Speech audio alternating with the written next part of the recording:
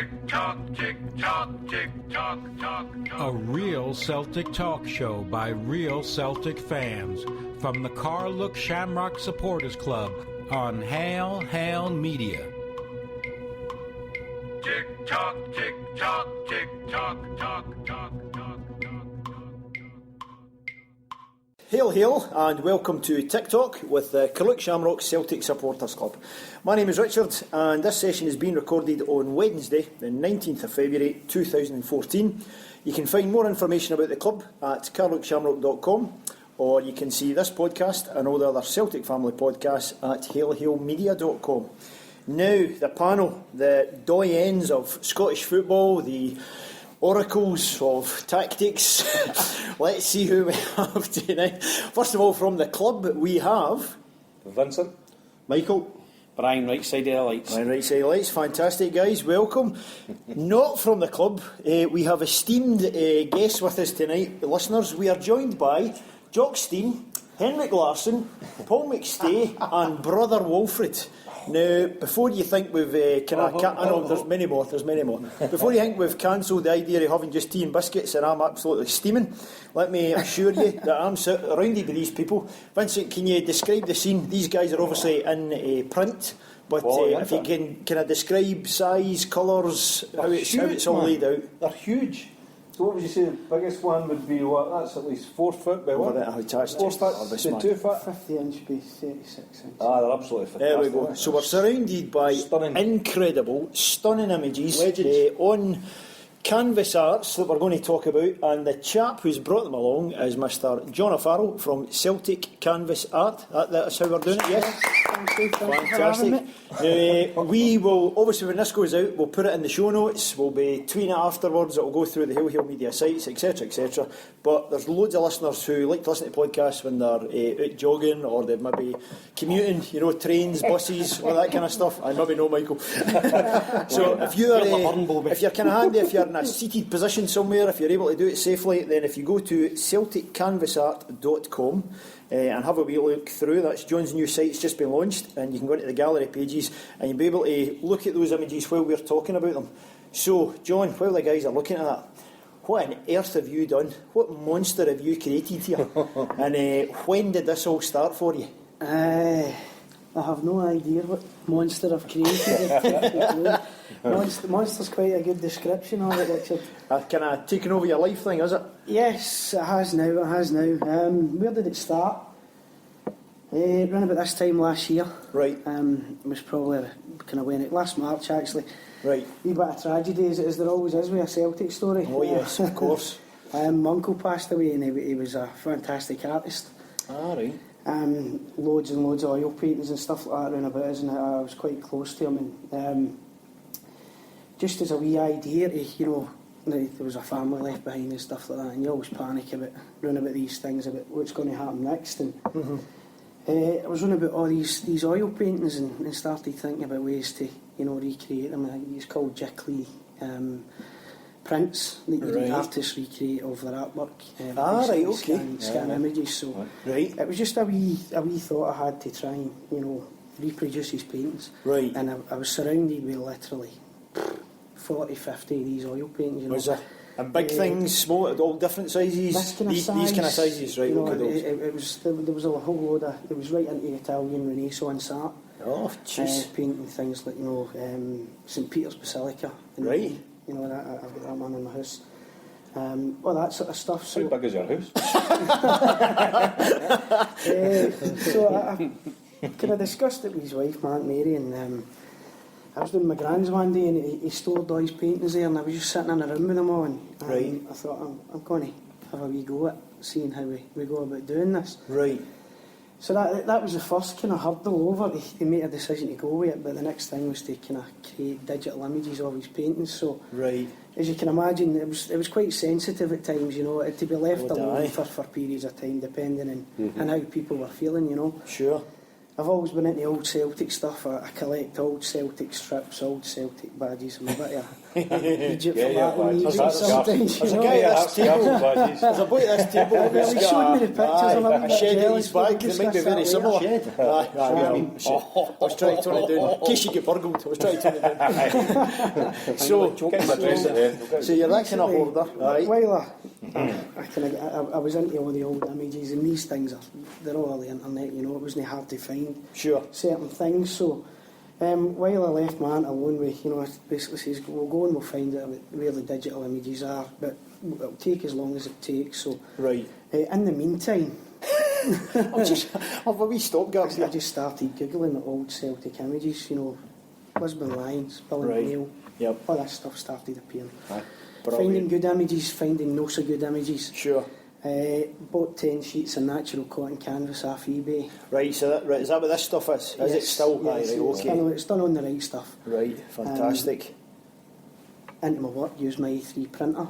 I actually took a picture of one of Eddie's paintings just on my iPhone and downloaded one of these files, printed it in A3, looked at it and thought, right, let's give this a wee try, and built it up. Just old bits of wood at the garage, wrapped it around it, and that was me. You know, the bug was there. How did you get the quality bit if you're scaling it up like that?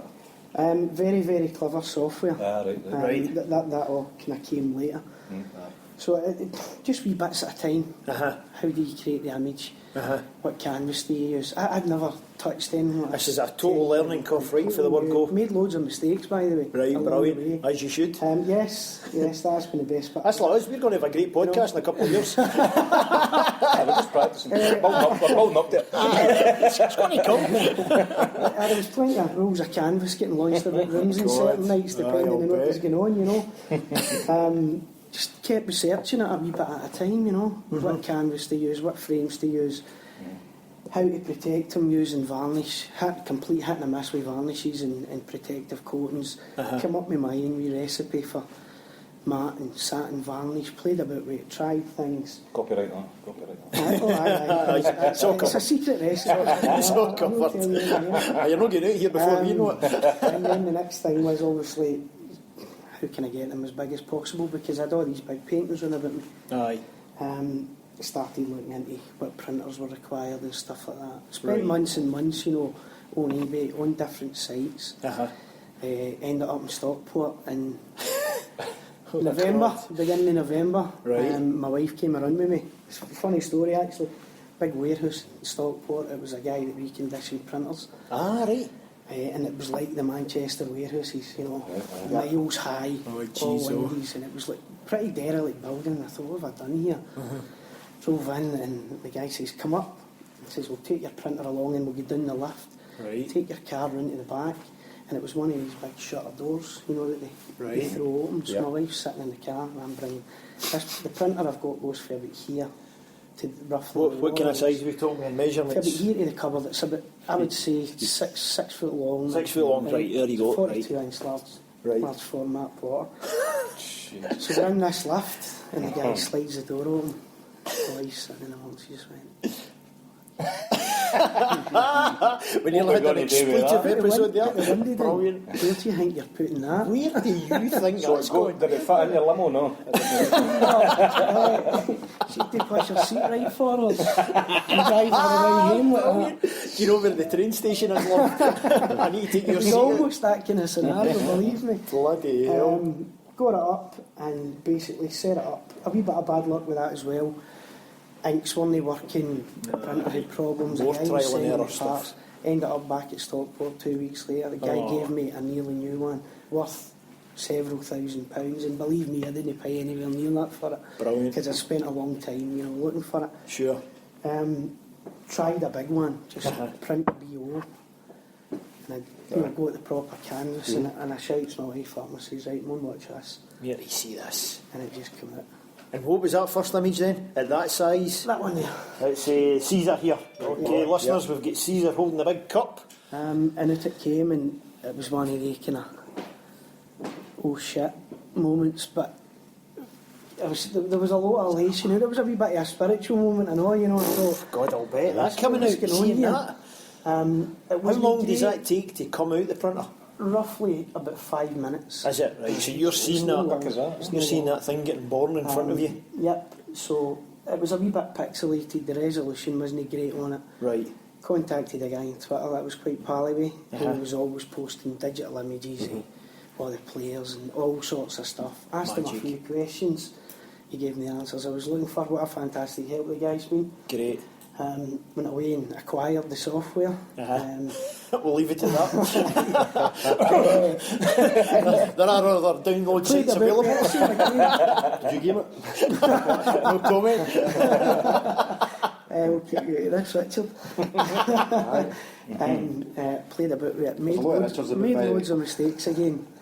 And tried that one first again. Right. And blew it up. It basically allows me to take any image, any size, and blow it From up the tiniest wee daft image on the internet, you can take that. As long as the original image is pretty sharp. Right, okay. Did you find the black and white was easy to do? No.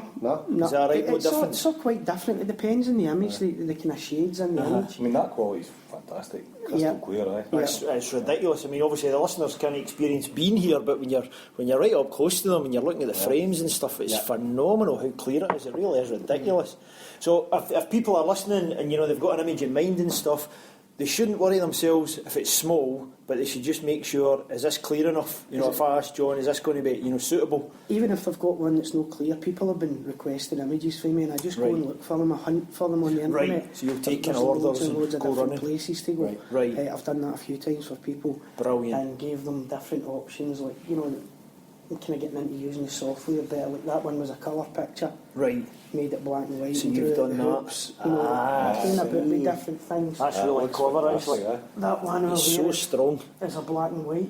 It's that one again. It's that one again, and But you've added a colour. Restore, where you actually recreate the original colours using that kind of thing. Takes a while. Right. But once it's done, it's done. So what's the biggest you can do? What is that? This 50 by 36 inches. It can print up to 42 inches wide, so it really just... The two first ones I done that were pretty poor. I'm saying pretty poor resolution-wise. When you're up close, you can see when you put them up the wall, my wife's like, you're off your head, you can't even see that. You're getting pernickety I'm a here. bit... You want it right, but that's exactly... I had 87 Twitter followers at Christmas and Christmas Day. Right. I was messing about in the house and I'd got some frames and that kind of thing by that time. Started playing about with that. Posted that one, I think, and that one. The Billy one, and then the lions walking onto the pitch. Right, okay. And, okay. Quite... I wouldn't say they were my best efforts at all, and started getting messages flooding in. Fantastic. Did you make these? No, just I had 87 followers, and I've had the 87 followers for 5 years. I was quite happy with that. Quite comfy. I'll make that point. And I just thought, geez, maybe 20 new followers. Then and when did you change to be Charlotte Fakes? Was that recent? Sorry, mate. Right, sorry. And it just kind of... wee bit just picked up, snowballing.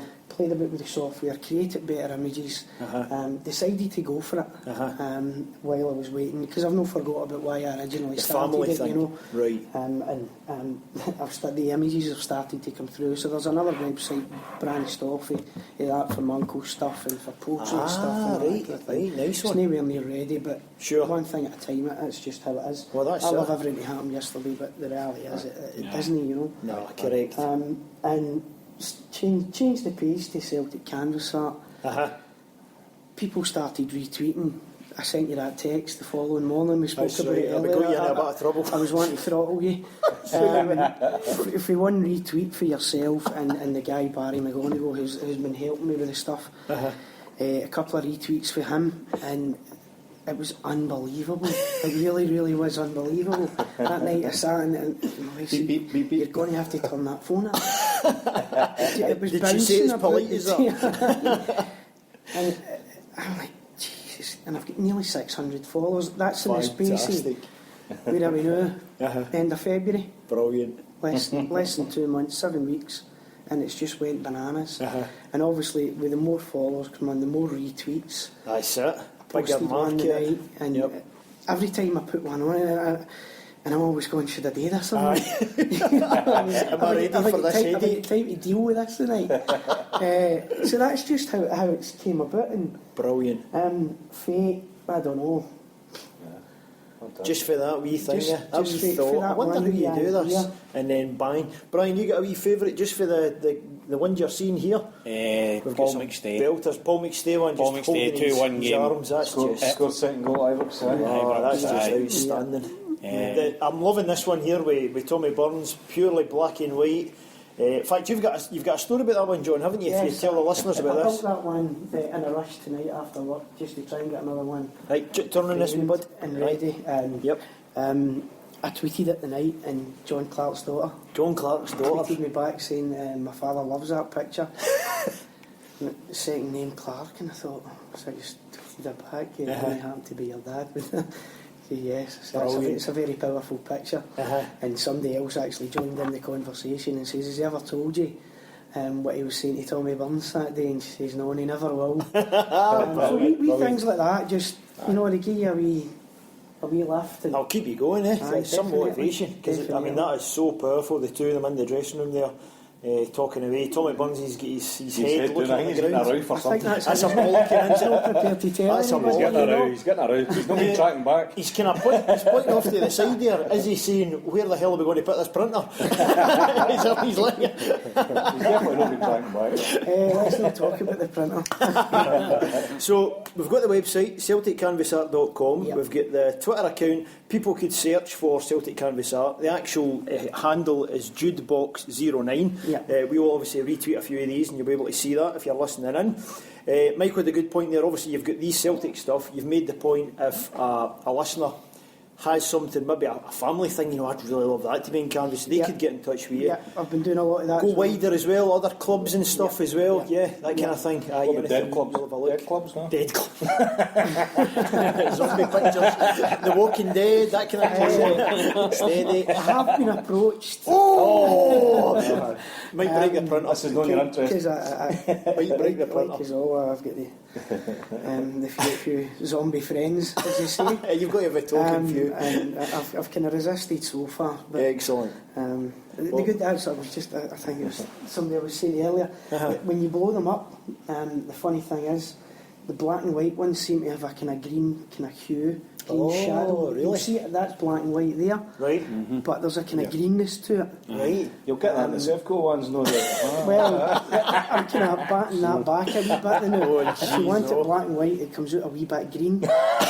That'll shut them Are up. you alright with Have they that? gone for that? Have they sworn on that? No, well, you know what they're like, you know what I mean? Aye, well, this is it. And surely you've no blue cartridges anyway, so I mean, you wouldn't be able to No, blue not one. at all. Not at all. Fantastic. No, it's absolutely stunning. The boys are really impressed by it. We'll throw the photographs out, but listeners and stuff obviously follow it. Michael? Go and tell a story about your the Scott Brown one and the Paul McStay one for the listeners. Yes, They've done that way. sorry, that was request for a couple of people. Well, the Paul McStay one, my pal had asked for that, and I'd always had it in mind because that was the first ever old firm game I'd been allowed to go to. Oh, I think I right. was 14 or something at the time. I was allowed to go to reserve games, funnily enough.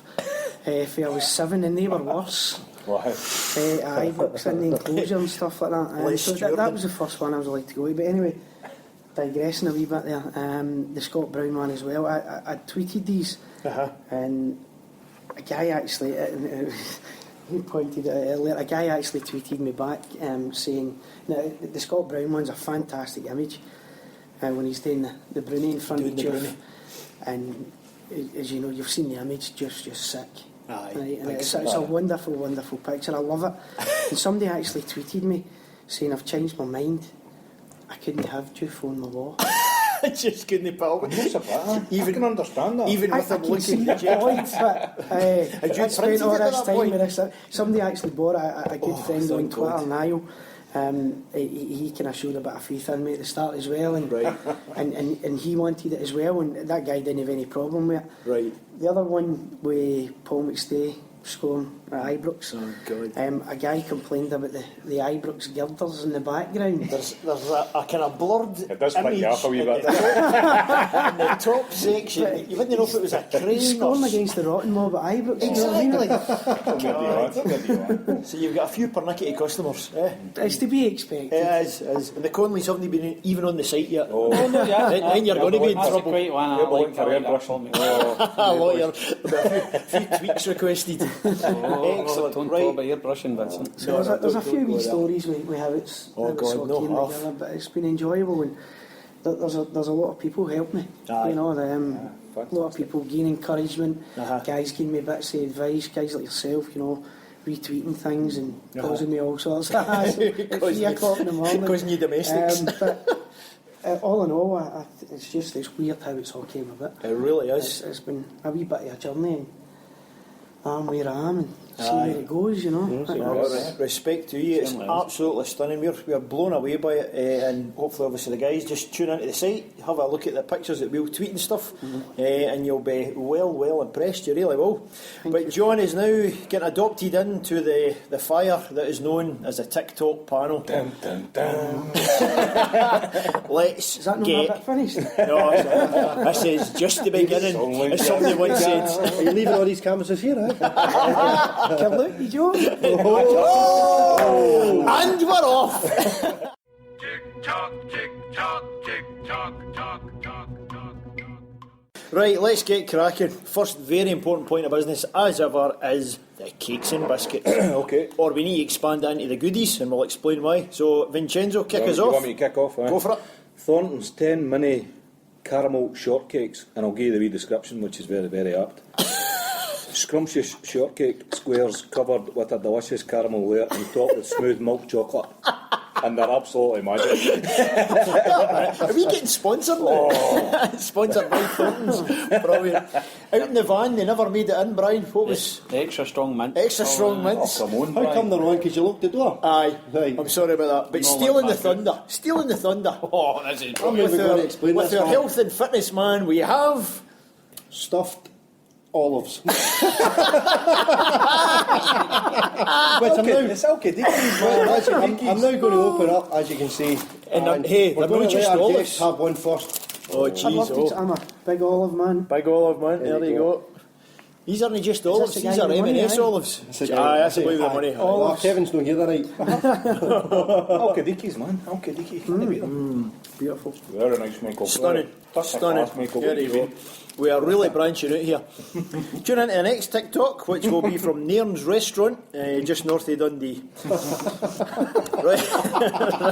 Been there, right? Been there, rubbish. Thumbs down for Brian.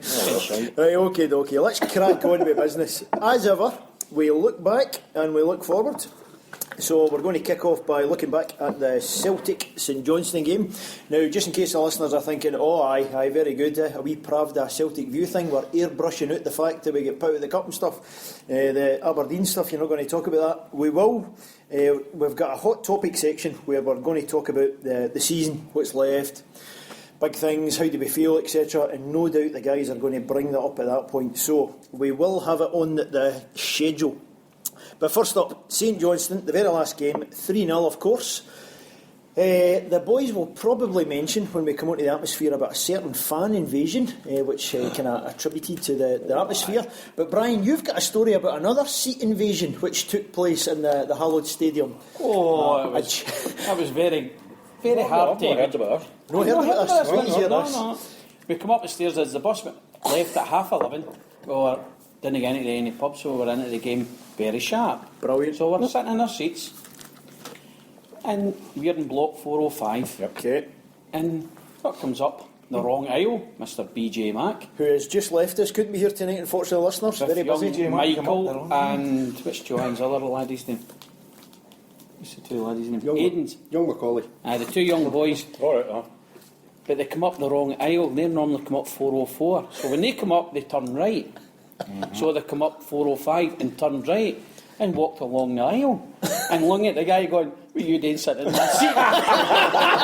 What you're up to? Well, I think And then he realised his cell and looked about, and then started to walk back, but he didn't realise we were sitting You were back. all watching. We were all sitting there About going 4 like rows behind them, weren't we? that. Aye, He's we were all up like- the crow's and he nest. did come along on the wrong row again. We says, "You're in the row in front of you, son." So PJ Mac was one of his favourites. Oh, superb, superb. Fantastic. Right, Michael, what about the other invasion? For obviously the listeners listening in might have not known if they're from further shores. The Green Brigade had a wee secretive invasion where Well, they that started get in. off with the Clute Shamrock bus left at 11:30. Yep. It was pretty late for us, and we got to London Road at, I don't know, near 12ish, Brian. Just about 12ish. Right. And it's been by the supporters club. There was about maybe 30, 40, 50 guys. It was all gathering. Casuals, you know, the usual gear on, the scarves and the hats and that. And we were on the Green Brigade standing, wonder what's going on the day. Usual coppers about and stuff like that, you know, watching them a video, and we went away down. You mean casual gear, don't you? You don't mean Aye, casuals. no, aye. casual Let's- gear, you know what I let's mean? clear There's that no up. colours, you know what I mean? Aye, That's the thing. aye. You know, and we've actually get quite friendly with the guys in association by going there. We've got a do coming up in a couple of weeks with a band that plays in there. It's Yes. coming up. We'll do. We'll talk Talking about about that. that, what topics as well? And so we went to the game, and sure enough, the Green Brigade made an appearance, which was very, very weird where they were positioned. Aye. Right next to the away fans. Yep, so Lisbon You know. Lions stand very close to the What? away fans. Yeah. And Is that not where the kind of family section. Kano kids Yeah. are usually? They were just to the Right, left. aye. So it's the family section, just right in there, they'd all bought tickets for. But again, Neil Lennon spoke about it, Anthony Stokes has spoke about it, the atmosphere they created, I think, was tremendous. So it really did what I mean? ignite it, do you think Definitely. that? Aye. You know, there was a few things put on Twitter about them, you know, before the game, during the game and stuff, and some daft pictures, you know, but listen, these guys here, they're creating an atmosphere, and they're not doing any harm. They're not doing any harm. That's the Completely problem. agree. You know what I mean? Yep. And whether they bought the tickets off their own back or not, it's another story, right? Well, I do know the background Yeah, of that. and Give me then, heads up. and then you get Off the press. then you get the person, then you get the press coming out with something like, a spokeswoman from Celtic says they were never banned, you know, and it just starts up rumours and crap, you know. But don't get me wrong, I thought they were tremendous. You felt and it, obviously, you know, they took their tops off. Aye, You which know. they showed in the telly, Vincent. You maybe Aye, seen so it. yeah, watched I it. did that. I think the funniest one was, I think it was the bottom right hand corner. There was a guy and he looked as if he was in his 50s with his top on. You know what I mean? You're thinking to yourself, Get your tap back on. Oh, yeah. But hey, listen, they're there. And they're Celtic fans. That's the bottom line here. You know what I mean? Correct. We're all Celtic fans around this table. Correct. But there's no doubt they still divide opinion, you know, as much as probably I'm supporting myself, but they still... Celtic Still, fans they are were very, divided very on everything. they Still were very. divide, they still divide opinion. But at the game, they stuck to Celtic songs. I heard that. Yes, very And deliberately. that's a big thing. If they do that, they'll bring the rest of the crowd back to them. Right. If they keep on going the way they were going, it was dividing too much opinion, and that's what was happening. Aye. And I think they realise that themselves. How big do you think the split is in terms of? How the fans kind of feel over there? Well, here, if I throw it back another way, with answering your question with a question, how many splits over various issues have we got just now? You know, Loads. because Yeah. and indeed, when we come into hot topics, we'll be talking about how the Celtic Trust are trying to do certain ways and certain discussions and meetings. You know, rather than just over the Green Brigade, it seems to be over everything at the moment, which is just incredible. So, aye, we'll certainly pick up on that point, John. On this particular game itself, you watched it on the television, managed to see it. Overall performance, how Celtic played, what did you kind of feel for that aspect? Very pleasing, especially after the Aberdeen game. Yes. Least said about that, least said about that, the better. I had quite a few good performances, right across the park. Really, you know, Stokes, Any guys obviously. stood out for you the best? Beaton. Beaton? Aye. That was the kind of game I've been wanting that guy to have. Is it? Yeah. Right. I've got two definitely. guys next to me at Parkhead, right, Celtic Park. Brian Conley, John Haddle, right? And I kid you not, see if I heard it once on Sunday and I heard it twice, 100 times, Beaton must be the best 5-a-side player you've ever played against. The guy, you see, what was it like, Brian? He never gave the ball once. Ball Put the ball continuum, away. move. Well, the last time I seen him playing that well, in fact, it was a lot better, it was Tynecastle, 5-0 game. Oh, yes. And I thought, we spoke about it at Yes. Tic Talk, I thought that's the best performance Celtic's had for years, in my opinion, Yep. especially away games. Totally agree with you. And Beaton was just immense. He's definitely brought a bit of presence. Am I right? about him, He's hasn't only he? 21. Yeah. You know, and a young guy, you know, he's not this like 25, 26, 27-year-old that's been there, done it for 4 or 5 years. Yep. He's only 21. And same with the other guy in the middle of the park, Johansson. Johansson, Yeah, he was the next guy I was going to talk about. Watching him again, I'm thinking to myself, have we got something? Do you not feel as if he always wanted the ball? Yeah. Just give me a ball. Yeah. Same as passing, John. He passes it with a zip. Yeah. He zips the ball. You know what I mean? It's Strikes not the ball well. it's not a chip or anything like that. You're striking the ball to the person. Quite direct. You know what I Easy mean? cut. It's good way of passing. And both of them actually, but passing forward. And I'm not saying, you know, right, okay. it's been quite unusual in some occasions. You know, we're going side to side, Yeah. we're going back, side to side. Yeah, tell For a long them. Anytime Beaton got the ball, you know, you're right, he took a touch and it was a pass, but it was a diagonal pass forward. And same with Johansson. I was impressed with him. What do you? You kind of, but then you've got to, and we'll probably come back to it, you talk about it in the context of the Aberdeen game though, it wasn't that suddenly Johansson was a bad player, but he was being asked to do something that, you know, it wasn't the setup for him, the formation that helped him, whereas against St Johnstone you could see it did. And it seems to be this kind of diamond one, and he seems loath to play it all the time, whereas any time we seem to play this diamond, Play well, we seem to play really well. Works. So I don't quite understand it because I'm not a master tactician. But even when you look at the Aberdeen game, people screaming to say, right, we've got to match up because they've got 3 in there. Right. That's not always the case. You don't always just say, right, let's put another one in there because they've got 3. Right. Because in actual fact, what you're saying is, if we've only got 2 in there, that means we've got a man over somewhere else. So we should be exploiting it. Which is what he was trying to do. Use that area. I think the frustration with Lennon was that we could all see it and he just stuck to his knitting and didn't change it, even when, you know, the fact that we had a man over somewhere else was making no damn difference when we were getting flooded in there. Right. Pardon the pun, because he was playing flood. Hey, But, do you know what I mean? But we're getting overrun and he never changed it, but I guess we might come back to that. Fair point. Brian, if we're getting glowing marks for Beaton and Johansson, what about Bruni in amongst them? How do you feel he did with that game? Does he work with them? Did it all knit together nicely? I think he actually played no bad, Scott Brown. But he's not been playing the way he played at the start of the season. He started the season really well. Right. I knew he was on a kind of dip of form. But he stuck to his guns and played away. Hit the post, was unlucky. And they took him off. You know what I mean? But he played okay. You know what I mean? But the other, see the way they played and they moved, that was a good thing about it, because they did. It's not as if they were stuck to a certain position. You know what I mean? They moved in between each other in the midfield, which was a good thing. Right. The Aberdeen game, you didn't have that because you had 2 statues in But the see white. the way they set up the diamond, if I'm understanding it right, was it kind of Beaton in front of the defence, Johansson out on the left, Brown more out to the right? Correct. And then I'm saying correct. This is Tic Talk. But then Commons at the point, if you like. He And was that's moving where about, he was moving and I know about. they did interchange and all that, but that's where I've always felt that Brown is better. I like him on that kind of more kind of right side, rather than he's been the kind of guy that's been sitting deep and. They all seem to move across, Vincent. They didn't seem It's to not as stick. rigid as that, but that's how they set up. The way you're saying it, but they did move about, and that was a good thing. That was a pleasing thing to see. Plus, you had 2 guys up front. Stokes probably had his best game for a long time, and Griffiths moves all the time. Yeah, He's on the move. I think Griffiths brought a right freshness to the team, right? It's a bit of pace. Even walking up to the ground, we seen the team and that, we felt, here we go, let's see something here. Right. Because I think the fans have told me we can get Samaras, you know, and Samaras and Forrest, you know, it's a hard thing to have it's 2 of them in the one difficult team. to take. But Griffiths, I felt, never stopped, and he was out to prove something. And there was a definite. sharp. I mean, Sunday's performance, even walking up to the game, build up, we were talking about it, we kind of score. You said he was going to be up for it. Right. I think everyone in our bus had bet -3. Is that right? And see, between 70 and 80 minutes, we should have scored 4 goals. Right. In that 10-minute spell. Right. I mean, we still for a 3-0, you know what I mean? It was one of these frustrating things. We could have scored easy, double figures. Right. But St Johnstone, Stevie May, I mean, I always like to mention another team. Stevie May is supposed to be this best player. He did absolutely nothing. He was isolated a lot. It was. Hung out to dry? I think so. I mean, he had a thankless task up there as far as I could see. That was for the telly, obviously, but he is a good player. I mean, he is. Would you take him?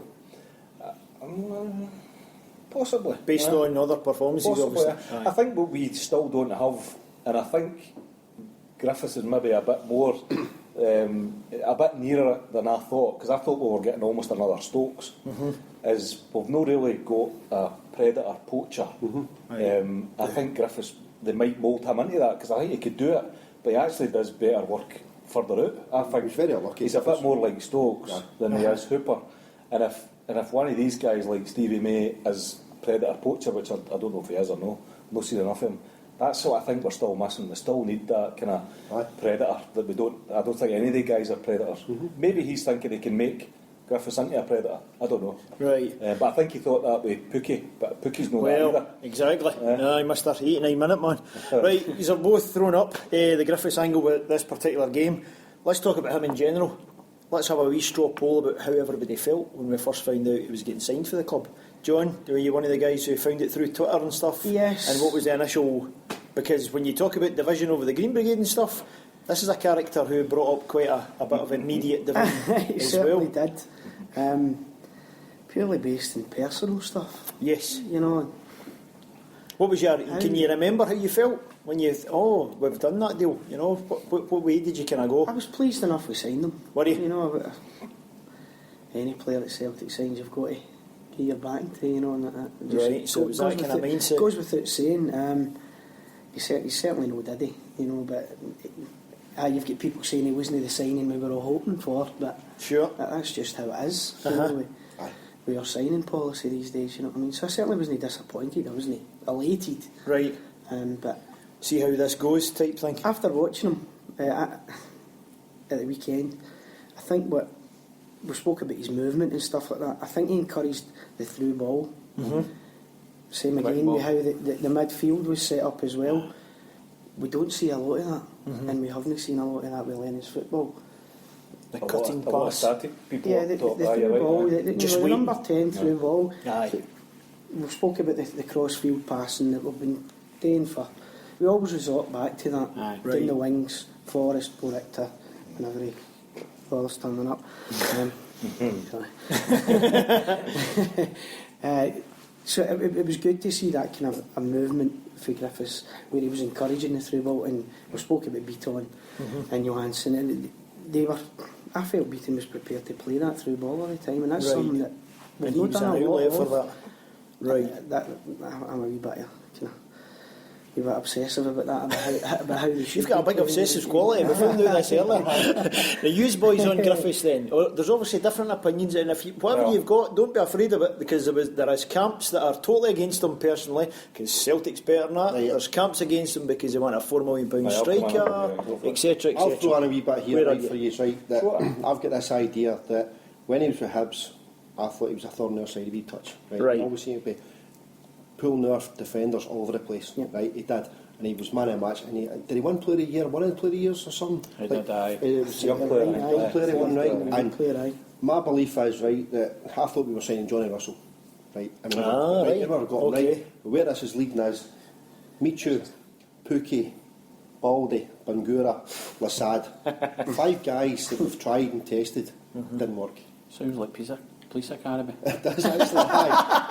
Lasad, Captain Lasad. good. 5 guys. Griffiths has proven, and in the Premier League, Scottish Premier League, he can do the business. Right. And in my opinion. Uh-huh. I bring them up here, Faye Wills, regardless of where Wills are in England, is irrelevant.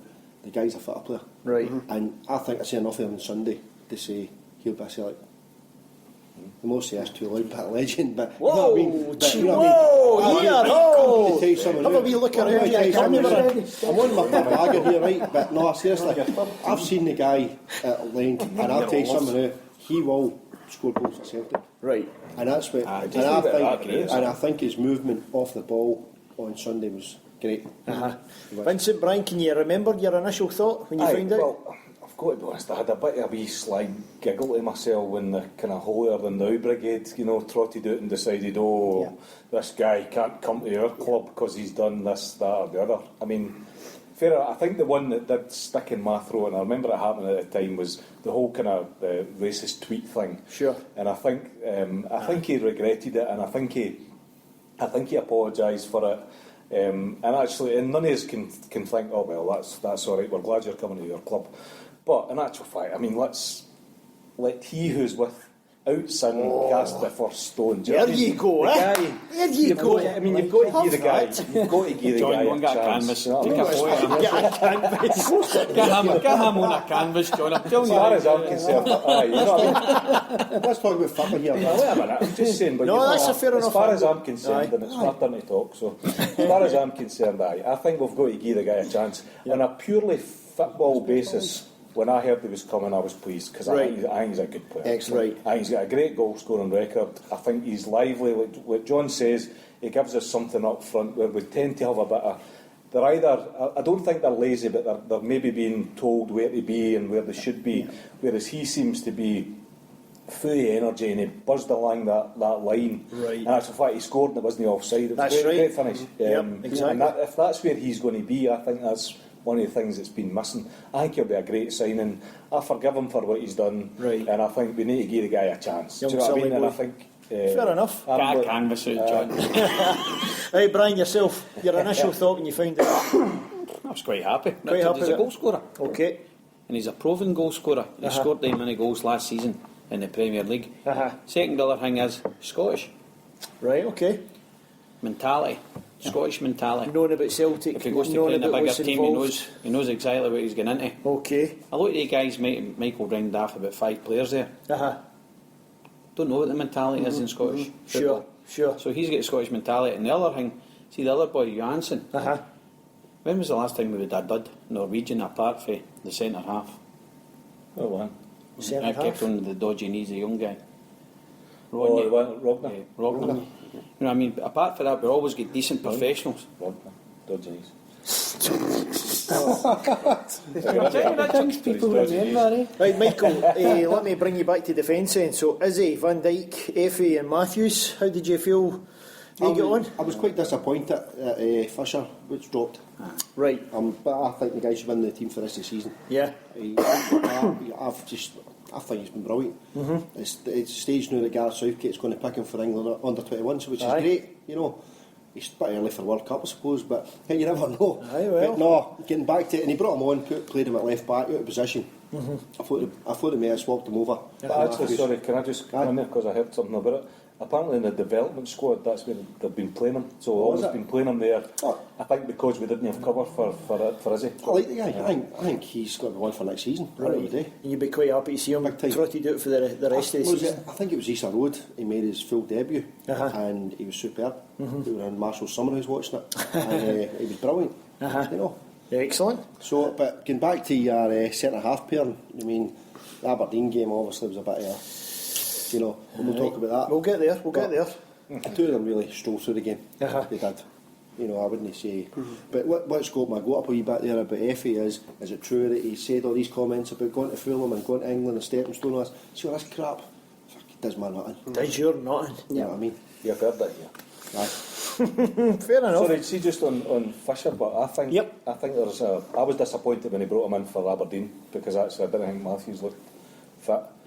But I think there might be a case for if you're going to bring in young guys, and we're all screaming for it because we want to see some of the young players.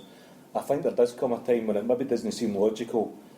And Lennon's a guy that sees them every day in training. Maybe there just comes a time when you're bringing these guys in that you just pull them out, and maybe we didn't understand why you're pulling them out because he's playing so well. But there might be an element of just taking him out for a rest or whatever. I don't know. He's got it all charted out. Because he certainly wasn't dropped because he wasn't playing well. Right. I think he obviously thought Matthews. I want to bring him in for whatever specific reason. Well, you can only fill so many slots, isn't it? So he's got to make these tough decisions, that's for sure. The slot at the back, John, the big man, Forster, equaling his shutout record, etc. How are you feeling about him this season? Quite pleasing to watch him get that. You know what I mean? Still getting continual negative press. What's the guy meant to do? You know? What's he meant to do? Correct. Are you surprised that he's still in the squad? Survived through January and so on, and still here? Were you expecting him to go? Not really. No. No. Not really. Didn't you think other guys were going to try and poach him away? Depending on kind of what angle you listen to. My personal opinion is that he's quite settled and he's quite happy. Right, okay. You know, but that can change. Oh, but God, with anything. Aye, absolutely. When he talks and turns I don't think heads he'll be and- here next season. I've got a feeling about Next that. season? I think to be honest, next Summer season exit, might be summer exit, Michael. Definitely, Brian. 100%. Oh, aye. Summer exit. Okay, everybody around the table going for think that. so, aye. Vincent, something you probably spotted in the telly yourself. We had Big Packy in the studio talking about the man himself, and he put a lot of emphasis onto Stevie Woods, and he was explaining at the start. This guy's massive. He's what, 6'7", is it, Forster is? Aye, 6'7". 6'7". Quote unquote, slow at getting down to the corners, slow at getting down to the kind of very low balls. Stevie Woods grabbed him and just worked his butt off until all of those weaknesses were solved. And he laid a lot of credit at his door.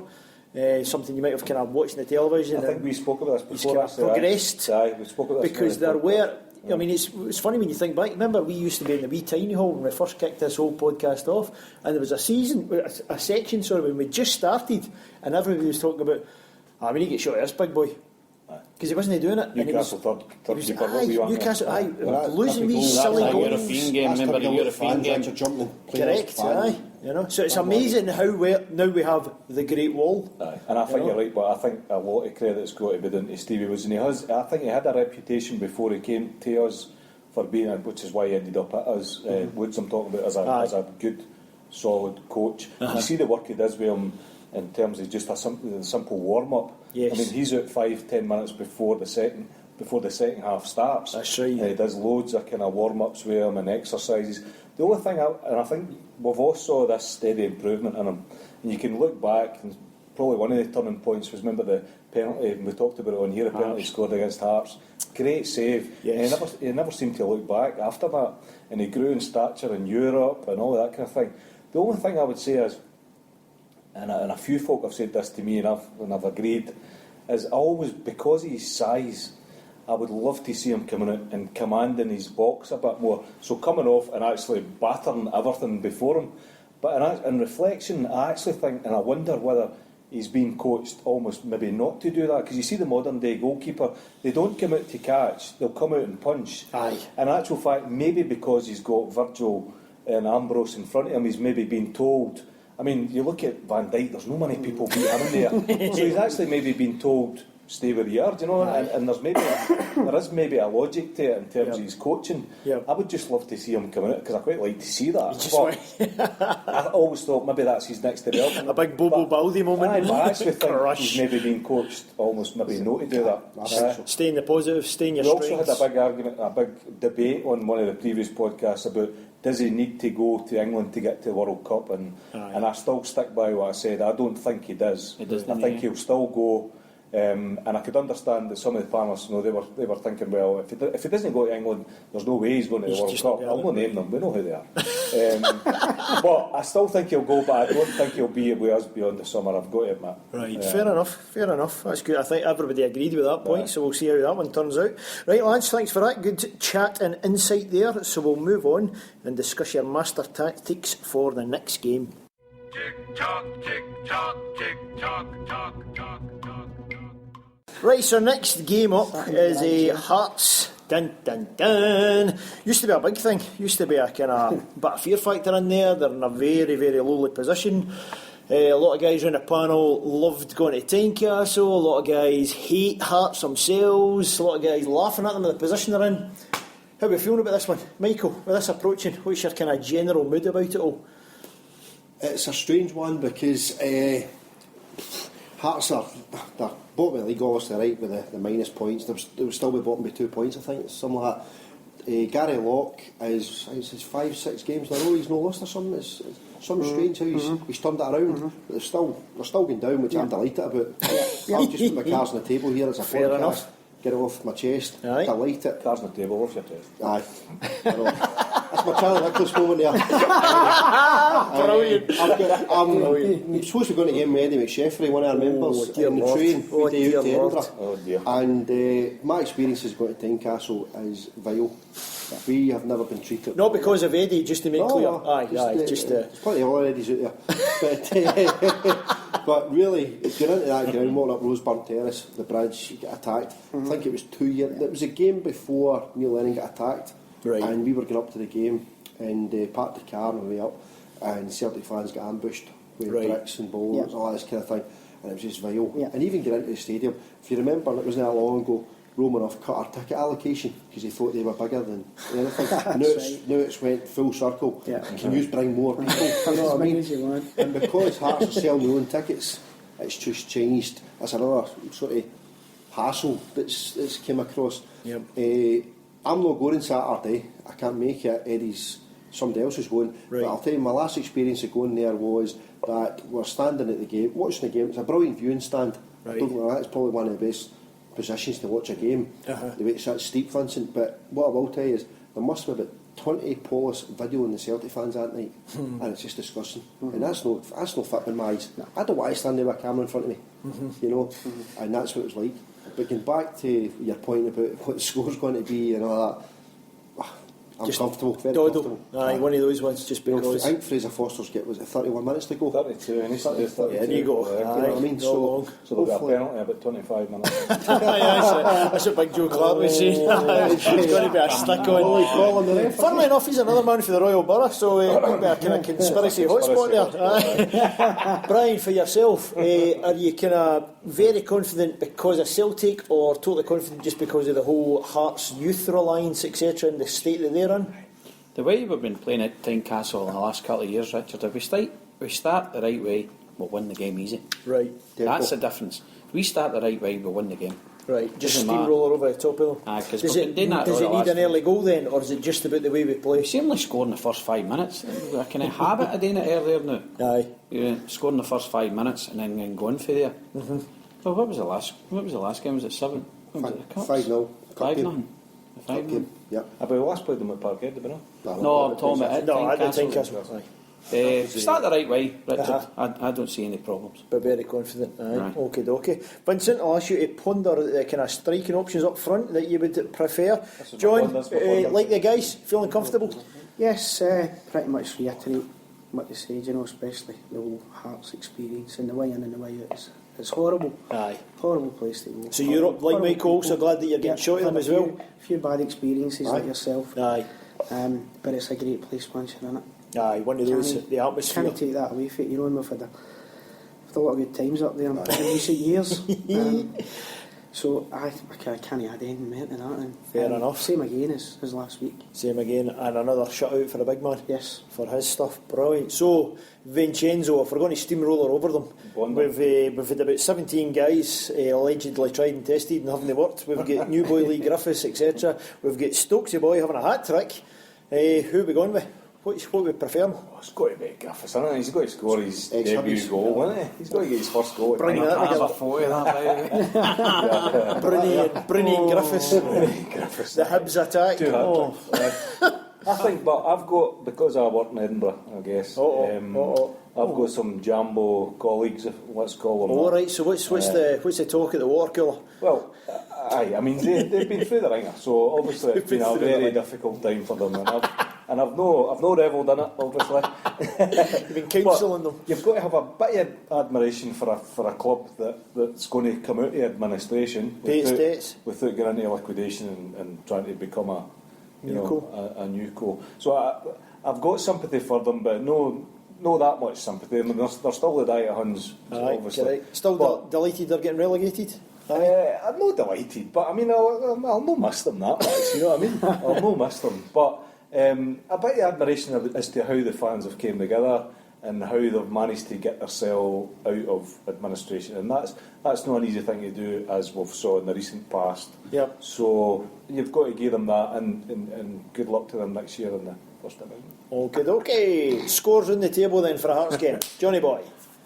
I'll go for 4-0. Oof, love it. Vincenzo. I'll go for 3-1, but they won't score until the second half. Oh, thank God. Think Big Foster will be happy with that. Jeez, Mickey Boy. I'm going to go for a nice 3-0. 3-0. I'll go the same as Michael. Right, is that another hat-trick, 3-0? No. That's a mixed a bit. Okay, doc. You can listen back and see how that one panned out with Willie Hill. Cheers. Tick tock, tick tock, tick tock, tock, tock, tock, tock. Righty-ho, moving on. While Vincenzo's out powdering his nose, he'll join us when he can. Hot topics, we've got a few to rattle through. So, club event, I'll pass you over for the official news to Michael. Yes, we've got a club event coming up, as Richard says. It's on the 7th of March in the Snaffs Hall here. In this hall, brilliant. We've got the band that plays before the games in the Celtic Supporters Club, Missy Era, and they're coming through, and tickets $7.50. We've got clubs coming from Cleveland, Wishaw, Shorts, Lanark. Fantastic. So Is Mr. Higgins joining us from Wishaw? Yes. The famous Jason Higgins of the Jason's Homeboys. coming up, Oh, yes. fantastic. Well, we're Club of Jason. We've got a table from our club at the Kano dinner as well. Kano which Foundation. is, Aye. a big thing as well. Yep. So that's, you mentioned it earlier, John, about the That's Kano also thing. March as well, yeah? That's the 29th. Aye, 29th aye, at brilliant. Madison. So we've got a table going for the club for that. So it's a lot coming up. A lot going so I'm on. looking forward to that club night. And hopefully John here will maybe donate a wee prize. John, now that you've been put under pressure on the hot seat and we are recording, the door is locked. Is there anything you want to say in your defence? We are a charitable club. Charity is in it. I like that. Good answer. Charity's in our DNA. No, I'm not averse to donating one of the canvases. Well, I've that one, donated, What I will say, donated quite a even if few you've got so some far. flyers, That's what very we'll be good doing on news. the night is Victor's kindly going to put some, we've got a projector up here, and we usually put some stuff up, so maybe Richard will maybe throw some of your adverts up there. Getting the links and stuff, aye, for the website. and What I the will say is That's a water form. through the Kaluk Shamrock website, Topic Club events, I had a wee chuckle myself earlier on when I seen some of the events we've had in this hall, and even God. going back to the association days. All right, right. Even we've had in the Walford as well. Going back to, I mean, I was trying to I'll just throw this in here now, right? Brian will maybe help me out here. Some of the players, representatives we've had. So I'll start the ball rolling here with Paul Elliott, John Collins, Tom Boyd, Josh McCluskey, Frank McGarvey, Neil Lennon, Steve McManus, John Kennedy, Andrew Hinkle. Lou McCarry came along for a brief spell with Chick Bates. Frank McAvenny came along to one of the in the Celtic club. And he bite my lip now. Aye, Brian Bite your lip, absolutely bite your despised him lip, after this. bite your He lip. came in, he did show face at reception at Celtic Park at the bottom of the stairs, and he says, "Guys, I'm going to open a nightclub in Irvine tonight, so I can't stay." Took his prize and disappeared. Oh, Didn't go lovely. up and seen the fans and nothing, you know what I mean? So that's stuck in our throat a wee bit, because any time you go to events now and Mac is speaking at it, it puts your club off a wee touch, you know. And look at the likes of Neil Lennon, who Was came, sat with us, had dinner with us, photographs after it. He'd done a video with us at Barrowfield. Yeah, I just remember I mean, him, he aye. just opened the door. What happened to that one was we'd spoke to him, emailed him, went and seen him, and he said, "I'll drive through," and it was all about the time he was getting a lot of hassle. So it was. Aye, And, that's a good point to make, and, actually. So he'd phoned me up and he says, right, and we were in the St Bridget's down in Yemains. That's where we used to have our events before this hall was built. And man, everybody's in the hall. Is Neil coming? Is Neil coming? Especially the lassies. You know, the pressure was on. The sweat was pouring at me. Please tell me you don't let me down here tonight. And they were all lined me up. The Irish connection and all this here, different things, right? And so my phone goes, Neil Lennon. So I'm like, where are you? He said, I can't find how you get into this hall. It's quite Because dodgy, the the mains, you know, roads. you need to go through a council estate to get into it, you know. So I runs away out on the main road, jumps in his car, away up the roundabout. He says, where have you brought me here? There's a boy with Rangers taps on it. You know what I mean? Getting Jumps into this big fancy silver mirror, and away we went down, and sure enough, sneaked him into the room, like the green room we'll call it. Aye. And everybody's word spreading. Neil Lennon's in the building, he's here. The relief on my face was just, you know. And sure enough, he did a speech that night, and we Yes. lost one of our members, young Stephen Land. Stephen Land, yep, And that's right. he spent a bit of time with the family as well, with the photos, and So he did. they made a shrine up him and all that. And you know, I mean, Neil Lennon was absolutely superb, and I think his speech was probably the best. Oh, I've- fantastic. I mean, it was like So one of funny these with one- Martin O'Neill and stuff. Aye, it was a motivational speech as well, you know what I mean? He was talking, and he just engaged the whole crowd. Aye, you know. oh, outstanding. Aye, good man, But good it man. just shows you the amount of people that we've had to kill Shamrock. See, and we call ourselves shambolic, yeah? You can tell it's just tongue in cheek. You know what I mean, Vincent? No, I'm just looking at my Oh, glass. that's plenty. They might come up in the shambolic. You keep them. Keep Oh, your peep. Keep your peep. Right, other hot topics. We'll wish a happy 40th birthday to the famous David Harper from the Homeboys. one of the now elder statesmen of Hail Hail Media. All the best, big man, over there in the Emerald Isle, Slangy. All the best to you. Next up, the new podcast. I don't know if you've picked up, Miss Vincent.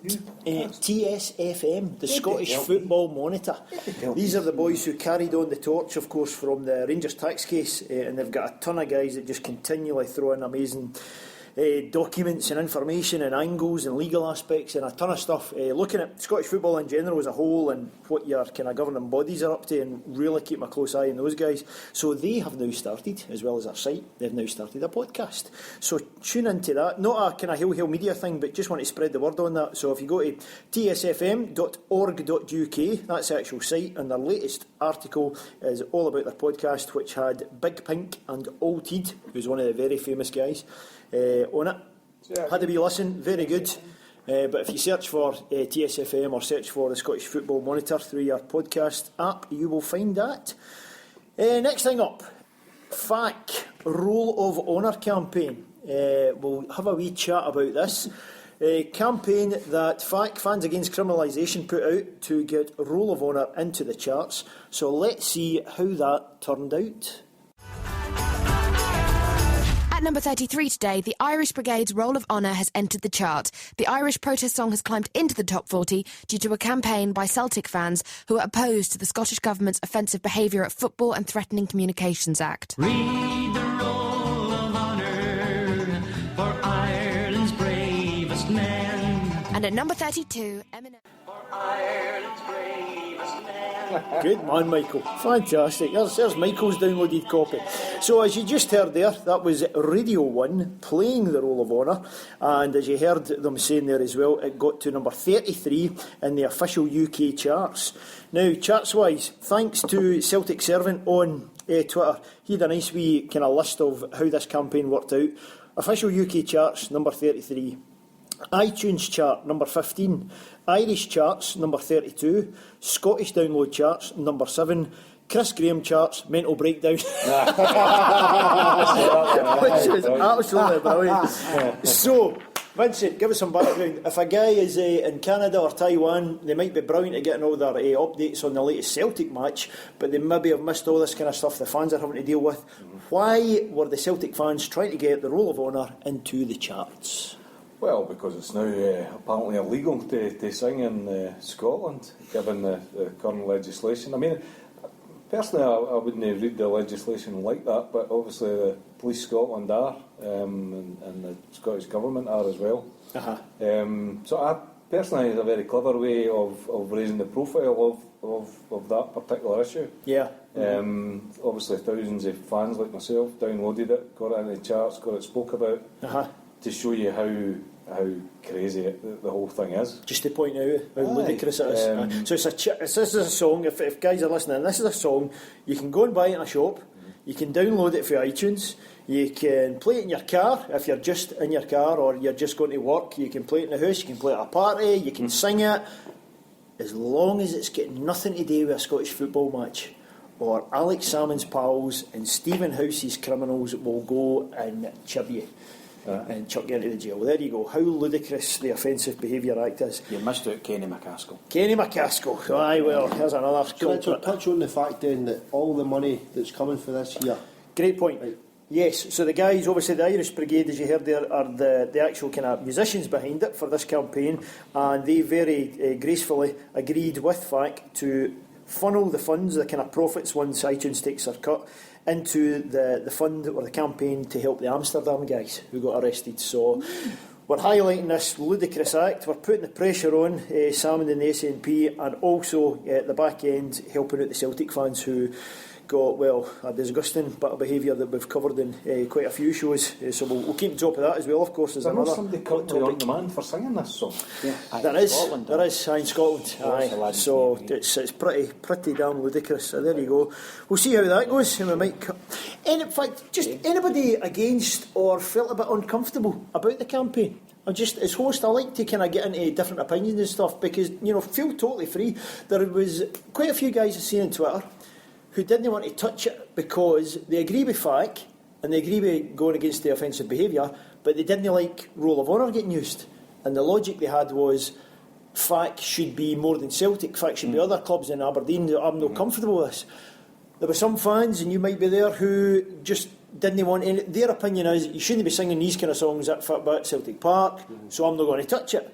I'm not going to look at the bigger picture and what you're actually trying to do. Anybody at all, just don't feel kind of afraid to voice any opinions about that, or are you totally behind it, or are you even more extreme and you actually wanted to download it, and you actually are one of the fans who loves singing it, and you want to talk about Irish roots of the club? What's the kind of? Let me poke a few cages here. I mean, I don't particularly personally want to go to Celtic games and sing about the IRA and stuff like that, as much as any of my personal sympathies, wherever they lie, are relevant to everybody else. Right.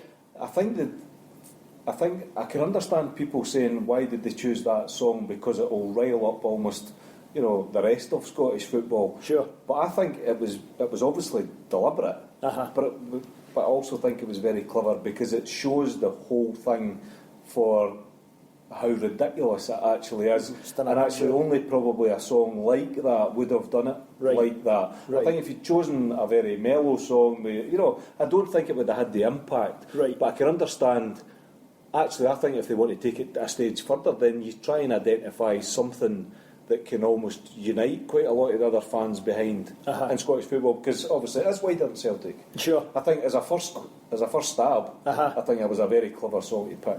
Very clever. That was my play, opinion. But I can understand some fans who would disagree with that, and that's fine. That's fair okay. play. John, yourself, did you download? Did you agree with it? But you never had time. No, you did. No, okay. I did agree with it.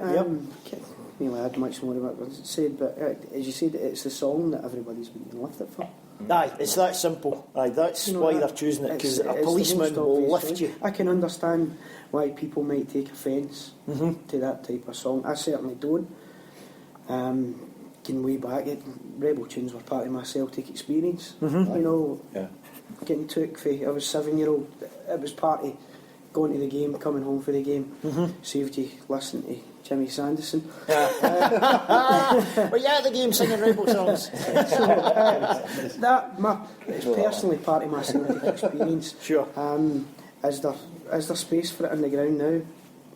We could debate that all night. Aye, sure, that's a whole other thing. Aye, no, that's cool. But it certainly didn't offend me. I backed the choice of song. Okay. Michael and Brian, did you download it? Well, obviously, Michael, you've just played it on your phone. You downloaded Sunday, it. Came to life on Twitter, I felt, big time. And I can't remember what time it was. I downloaded it. Right. 7, 8 o'clock at night or something like that. And I tweeted it. And before I knew it, you were talking about the number of followers you had. I think I had about 80 followers in the space of an hour. Right. Just jumped onto it. And then before I knew it, the Rock over in the Falls. Oh, yes, aye. I tweeted it through them. They then retweeted it out. And it kept jumping up the charts. And I'm thinking, I've got somebody there. That's me! That's me! And then, Where's you, Michael? But I had it. It's a Belfast boys. It was amazing how. And what I found that was absolutely phenomenal was the fact I've got screenshots here. Screenshots on my phone there. And it was like we were above Avicii. And we were below Ellie Golden or something like that. Quite surreal. Aye. I can't wait to hear this next week on Sunday when they play it on the radio, because we're now going live. We're now going to talk about the Green Brigade, and we've got to talk about this. What are we going to talk about in the radio? Aye, that's right. I don't know whether you've got the clip. You playing the clip where the woman introduces the song and plays that was really one we just heard. Aye, 10-second thing. It was about maybe 10 seconds or so, whatever it was, the wee bit, and you're thinking to yourself, that's on the radio. We've done it. It's happened. But I mean, this time next week they'll maybe be coming to interview you, because obviously it's all done to you. Aye, well, Man behind the camera. I know you've just joined the club and all that. So I turned it personal. I swore to join this when they have. The guys are professionals. I think it's quite funny that somebody actually tweeted folk are downloading it. You can actually download it twice, but the second time it's going to be as a gift. That's right, aye. It's really bizarre, all the rules and stuff. Aye. And then from overseas, it couldn't technically count, but some really clever guys immediately found a way to do it. My paranoia kicked in with the fact that, hold on a minute, we're out of the top 40 already. Somebody threw us out of here. Right. It's Campbell logo, mate. We're up at number. Last Sunday we were at number 24. We just don't jump to 33 like that and out of the charts or something right here. I'm thinking they threw us out here. You must have been away making your dinner or something. It's focus. You want to retweet enough. Brian, for yourself, did you download it? Did you not get time? Did you not agree with it? Where were you? What they've done was brilliant. Absolutely fantastic. You can't take it away from them. They actually brought an issue for Scotland into the bigger picture. Yep, there you go. And I mean, that's people can see Radio it now. 1. People you know. can see it, so good on them. I hope it works out for them. Excellent. There you go. We will see how that progresses. Fantastic. Right, next up, Celtic Trust holding various open meetings. If any fans have missed out on that, go to celtictrust.net. The guys actually have fully kind of transcribed what happened at various meetings that have already taken place, and also some of the correspondence going back and forth with the club as well, which is quite interesting. They copy and pasted in the official response and then spoke about how the meetings dealt with that response and then debated it back and forth. There's also been in the latest Homeboy shows, if you listen in, Jeanette Finlay spoke very well about what went on at the meetings, what some of the different views were, and some of the campaigns they're going to drive forward. Any of you guys kind of been at any of the meetings or listened to any of the podcasts or listened in it? No? I've heard it on Homeboys. With the Homeboy stuff, can I summarise it and stuff? Jeanette, actually, she's absolutely fantastic. Very good speaker, aye. So I heard the podcast before where they were kind of formulating the questions, and then the other one, she kind of did a brief summary through some of the answers, and it was fantastic. Yes. Really, really good. Aye. So if you want the nitty gritty, as I say, CelticTrust.net, have a wee listen there. Some of the big things obviously they're talking about is, and the guys have covered it, stewards. Michael spoke about the amount of police surrounding the Celtic fans with video cameras and stuff. Yeah. And this is now, the guys are talking about it together as Celtic fans because, as John, as you mentioned at the start, the amount of divisions and splits and wee kind of wars that are going on and factions and stuff just is not helping anybody. So they're trying to do their best to kind of bring people together and have different ideas how that can be solved. Also trying it officially with John Paul Taylor, obviously the liaison officer, and also with Peter Lobell himself, giving back official responses. Trying various things about the Act, and also trying to force, this is a good one, I'm really kind of keen on seeing how it kind of rumbles on, trying to officially force the hand on Celtic to release a public declaration on the Offensive Behaviour Act. I love that, because they've been squirming back and forth for a long time, and I've been really not happy with it. In the report that they send back, they speak about talking to the government. They speak about going to meetings. They speak about trying to do their best. They speak about being against, trying to support their fans wherever they can. And there's various wee iffy lines about come to us one-on-one, tell us your precise details and we'll deal with it. We can't talk generally. That's kind of woolly stuff, let's call it. And they're trying to call the kind of bluff. They're now got to the stage where the Celtic Trust are bringing these guys together to formulate a declaration on it and saying to Celtic, run with that, get it on your site and get it announced. So we'll see what happens there. But part of their response was almost them saying, we think we've already done that. We've done enough. We've already said it. But as you say, if we go and analyse it, and particularly if you follow Tom Minogue as well and look at some of that great stuff. Point. Actually that goes completely counterintuitive to what they're actually think they're saying, if you know what I mean. Yes, exactly. That's another good one for the listeners, Vincent. Thanks for bringing that up. Tom Minogue, anybody following on Twitter and stuff, if you follow this chap, he's got a lot of stuff that he does petitions and government stuff, but he's also got a lot of interesting documents on JAG, the Joint Action Group, which followed the quote-unquote shame game. And it shows, Brian, I know you're a Twitter fan, it shows Celtic being involved in meetings from a very early stage before the whole Act was put through, where they suggest, Celtic officially suggest, the kind of Act was thrust upon them, but these minutes show that they were involved in it from a very early stage and knew all about focus. Very early. Very early, aye. Well in advance. So, Brian, if you haven't followed that on Twitter, follow that chap. There you go. Thanks very much. Safe standing areas. The club have raised an application with the council for a 2,000 standing place area, and at this point in time we are awaiting a decision. Thoughts round the table on that one? John, was that something you would welcome? All for it. Aye, all for that? Yeah. You boys spoke about Tynecastle, the kind of angle of the ground, the atmosphere and stuff. Is it safe standing area at Celtic Park, something? We've been standing anyway. You're right. You know what I mean? Yeah. And it's been totally different from where we sit. Celtic Park. Yeah. You know, I think we've got great seats at Celtic Park, 4 or 5. But when you go to away games, you're closer to the park and tend to be standing. The police are trying to hound you in the stewards, sit down. How can we sit down? Everybody's standing. Tell him to sit down. You know what I mean? Yeah. So batter in. You know, I think I don't think the Green Brigade sit down at all during the game. And their calf muscles must be killing them bouncing about all day. That's some fit guys. Fit guys, and I think it's aimed obviously more for that side of things. Sure. But hey, see what happens. See, Bristol City or Bristol Rovers will get the first one. Bristol City this week. They're not allowed to use it in football, it's for the rugby. That's right, it's for other uses of their stadium. It's a really bizarre thing they're going on. They're trying to fight that. Right. It does actually get into a wee seat, doesn't it? It does. It's a German model. It's different, so it's the same as the German model. So you've actually still got a space that is the same width as what your seat is. But on the occasions that they can, for European games or other things, they'll have the seat to bring the seat down.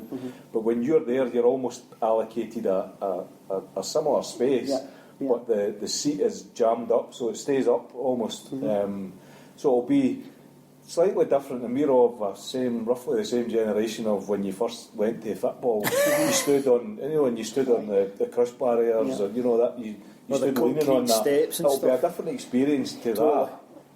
But actually, I want to try it. You want to try I want to almost try and remember what it was like when you were standing at the game. Recreate your history. Brian, do you want to recreate your past? You want to stand? Oh, I don't know, Richard. No, you beyond that now. Folk being down your leg. Get your macaroon bag. Get your spearmint chewing gum. No, I mean, John, how you go back to the 80s, but I would give it a go. I don't mind. Don't mind. We've got good, Michael says we've got good seats. It'll take a lot for us to move, but I would like to give it a try. Try and help the atmosphere and stuff. I think it will, aye. Somebody mentioned in one of the podcasts that they had long-term plans to make the whole of the bottom tier standing. Yep, because it's safer to do from a kind of construction point of view.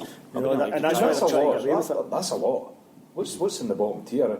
Well, as I say, the area they've officially applied for is 2,000 2,000 standing place area. But that bottom tier, if you think of what the Aberdeen game, there was 40,000 there, and that was with the top tier shut.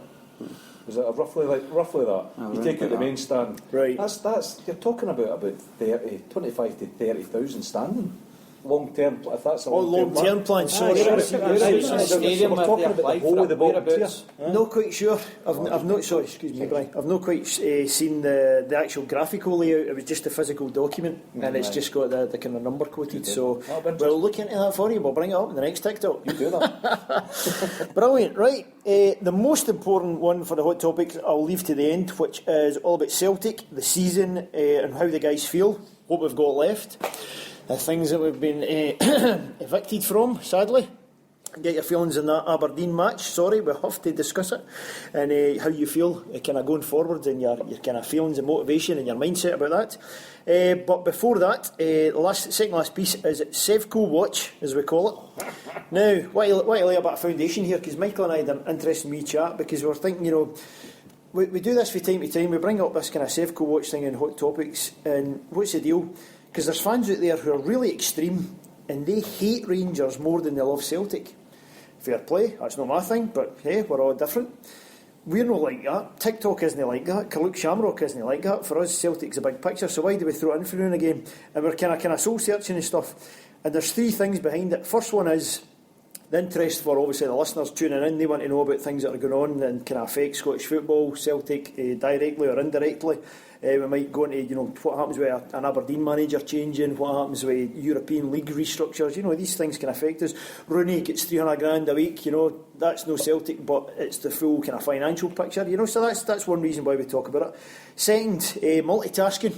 Celtic's a big picture. Celtic's what we look out the windscreen for, but we can take time to look out the wee side windows and have a look at what else is going on.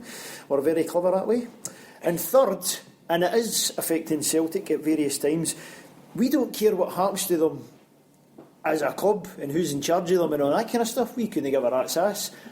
But we damn well care when they start to do corruption and start to undermine everything we're involved in and steal titles off us and all that kind of stuff.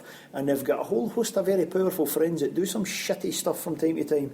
So that's the kind of main reason, dear listener, why we kind of, now and again, will tune into them. So two things that happened recently. Charlotte, Vincent, talk to me. No, stop putting me in the Charlotte, Royal Court, down in London, Aye. what recently got approved? Yes, so the recordings that have been subtly leaked by Charlotte Pics are now legally able to be presented in court. Is that correct? Admissible as I evidence. should get a point for that. You're getting a point for that, aye, definitely. Very impressive. So that's set a few cat amongst However, the pigs. was the date 2015 or something like that? Does that mean obviously they can be released now, or they can't be released until the date set for the hearing? Aye, so within the court system, it won't go into any kind of court case until at least January 2015. That's when the next part of it. So what we talk about for the kind of listeners for Taiwan and stuff, there is the BDO, the liquidators, against the lawyers for Craig White. They're trying to sue them for 28 million. And these are the guys who've suddenly said all this stuff's allowed. So it's going to show a whole host of documents and recordings that have got everything to do with Rangers that we don't care, and also a ton of stuff involving our governing bodies who have shafted us royally behind our backs. And are still trying to shaft us royally behind our backs. And our mainstream media who have shafted us and our club behind our backs as well, who have kidded on, they couldn't talk about it, now have to talk about it. There's a few apparently who have leaked it already, so we'll see how that one goes. That was interesting. Sorry, you're going to come on to the subtle change in rules? That is exactly what I'm going to come on to, because this is very important for Celtic. Sorry. Two things, and another wee site oh God, what's James Layton's stuff? His site called On Fields of Grass, On Fields of Dreams. Oh, I do apologise, mate. This guy does a lot of articles and blogs and stuff. Yeah. His latest ones, I'll retweet it and put it in the show notes and stuff. He goes into explaining the two really shitty things that have been sneaked through recently. And it's all to help this Sevco Rangers zombie brigade, which are going to collapse at any point, and we don't care when it happens. Number one, administration. They agreed several months ago, the SPFL, that administration, to do with promotion and stuff, you wouldn't get promotion, you would be relegated, you would put back down. A punishment. You know, in other words, you can't cheat your way to the top. You can't spend shitloads of cash just to get to the top and then get a couple of points taken off you. No. That doesn't make sense. That wouldn't harm. They've now reneged on that and have now put it through. No, that doesn't really work, and we've hummed and hawed about it. You know, we wouldn't like that to happen. That might be a bit complicated. My backside. I'll get your thoughts on that. And number two, more importantly, liquidation. If a club gets liquidated, instead of it now going to all the members' clubs to decide on where would this new co go to, it's now going to just be the SPFL board. And that was snuck through and was not commented on at all with any mainstream media outlet. And this guy's showing how that's happened. Now, I don't know how you feel about that, because one particular point to bear in mind in that is we've got guys involved in that. We've got Eric Riley on the SPFL board. And our guys at our club have agreed on all of these things that have been put through. Johnny boy, you happy? You angry? What's going on? Corruption. You pig sick? You fed up? You're shocked? Certainly shocked fed and up. stunned? Sorry. Give him a chance. I think I've caught him out with that news. I've caught him out with that news. That was a wee bit too much information to take in for the first time. Aye. I go through periods of getting just right fed up, mate. That's the truth. Yep. And then, we bursty information like that tonight. I'll get him get a wee bit resentful. The fire in your belly. Right my heat for a wee bit tonight. As I said, it was a lot of information you just gave us there. Is it surprising? There you go. Now, is it surprising for what kind of area? Is it surprising for what the SFA and the SPFL try and do, or is it surprising to your club's involvement?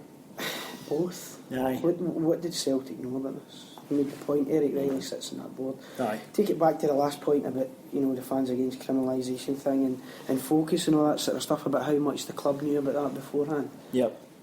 Same's got to apply here. Correct. Really. How much do we know about it? This has been snuck through. Mm-hmm. Both, Aye. disappointed in the SFA. No surprised. No surprised. Am I no surprised about Celtic knowing about it? No, not really. It's not really going to help the kind of fans' connection with them, is it? They're trying to get that back, Aye. Trying to work on this, trying to bridge the throughout the divides. whole thing, there's been a lot of assumptions made, subterfuge, he said, she said, comments, unhelpful comments for the board, for the Green Brigade, taking it all the way back. Aye. Try to repair that sort of stuff. And is this helping? No. No. But Mike, that's just the cynic. Sorry. I was just thinking there, right, you mentioned a guy a wee while ago there that we used to have a lot of dealings with as a club for tickets, and he left, he's come back as the player or the supporters liaison. Aye, John Paul. Yep. John Paul. Yep. Have you asked him to come on the Tic Talk yet? No, we have not. He's a very busy chap at the No, I moment. can imagine, right? But we're sitting here talking about things here that he said, she said, all that kind of thing. Yes. You know, and you're looking at going, well, hold on a minute here. You've got a players, a supporters liaison guy here. He has been on the Homeboys, by the way. Oh, has he? Homeboys podcast. Aye. And he must be the guy who answers all these questions. He's got to. Yes. But I don't. I take your point, but I don't know if he's the guy that would answer this kind of stuff. And I think, regardless of the comfort I've got is, regardless of what they do in the background, you know what happened when the Scottish football fans came together. So despite all of this, if they decided that they were going to, in some future scenario, parachute somebody into the SPL, for example, whoever that might be, aye, then there would be the same outrage that there was back then, and all clubs, including our own, were kind of thinking that might be quite a good idea. We don't really want to see that quite big club going back to the bottom and working their way up. But the fans decided, well, in actual fact, that is what's going to happen, because if that isn't what happens, and actually talked about this on, what podcast was it, the Cynic podcast? All right, 90 Minute Cynic. 90 Minute Yeah. Cynic, and they were talking about that, and one of the guys, I think it was that podcast, made the point about when that all came together the last time, that a lot of things lined up, but in particular, season ticket money was due. Do you know, and that was the time. Aye. So all Scottish fans actually stepped up and said, we're not having this. In actual fact, all these clubs didn't have any option, do you know, because obviously they relied on that. In actual fact, they can change these rules, and as much as I'm just as outraged as John is about it, we still have the power that we have. It's no diluting our power, but I share the outrage in terms of they're trying to slip these things in to make life easier for some other clubs that might die again. And it certainly won't be us, and that's where my outrage probably comes from. Why would we want to help other clubs in that kind of situation? The rules are the rules. So you seen how they dealt with it all the first time? That's right. You know, They were caught. how did they deal with that again? Aye. Well, I think they've said what you're saying, Richard, now is they've changed their constitution.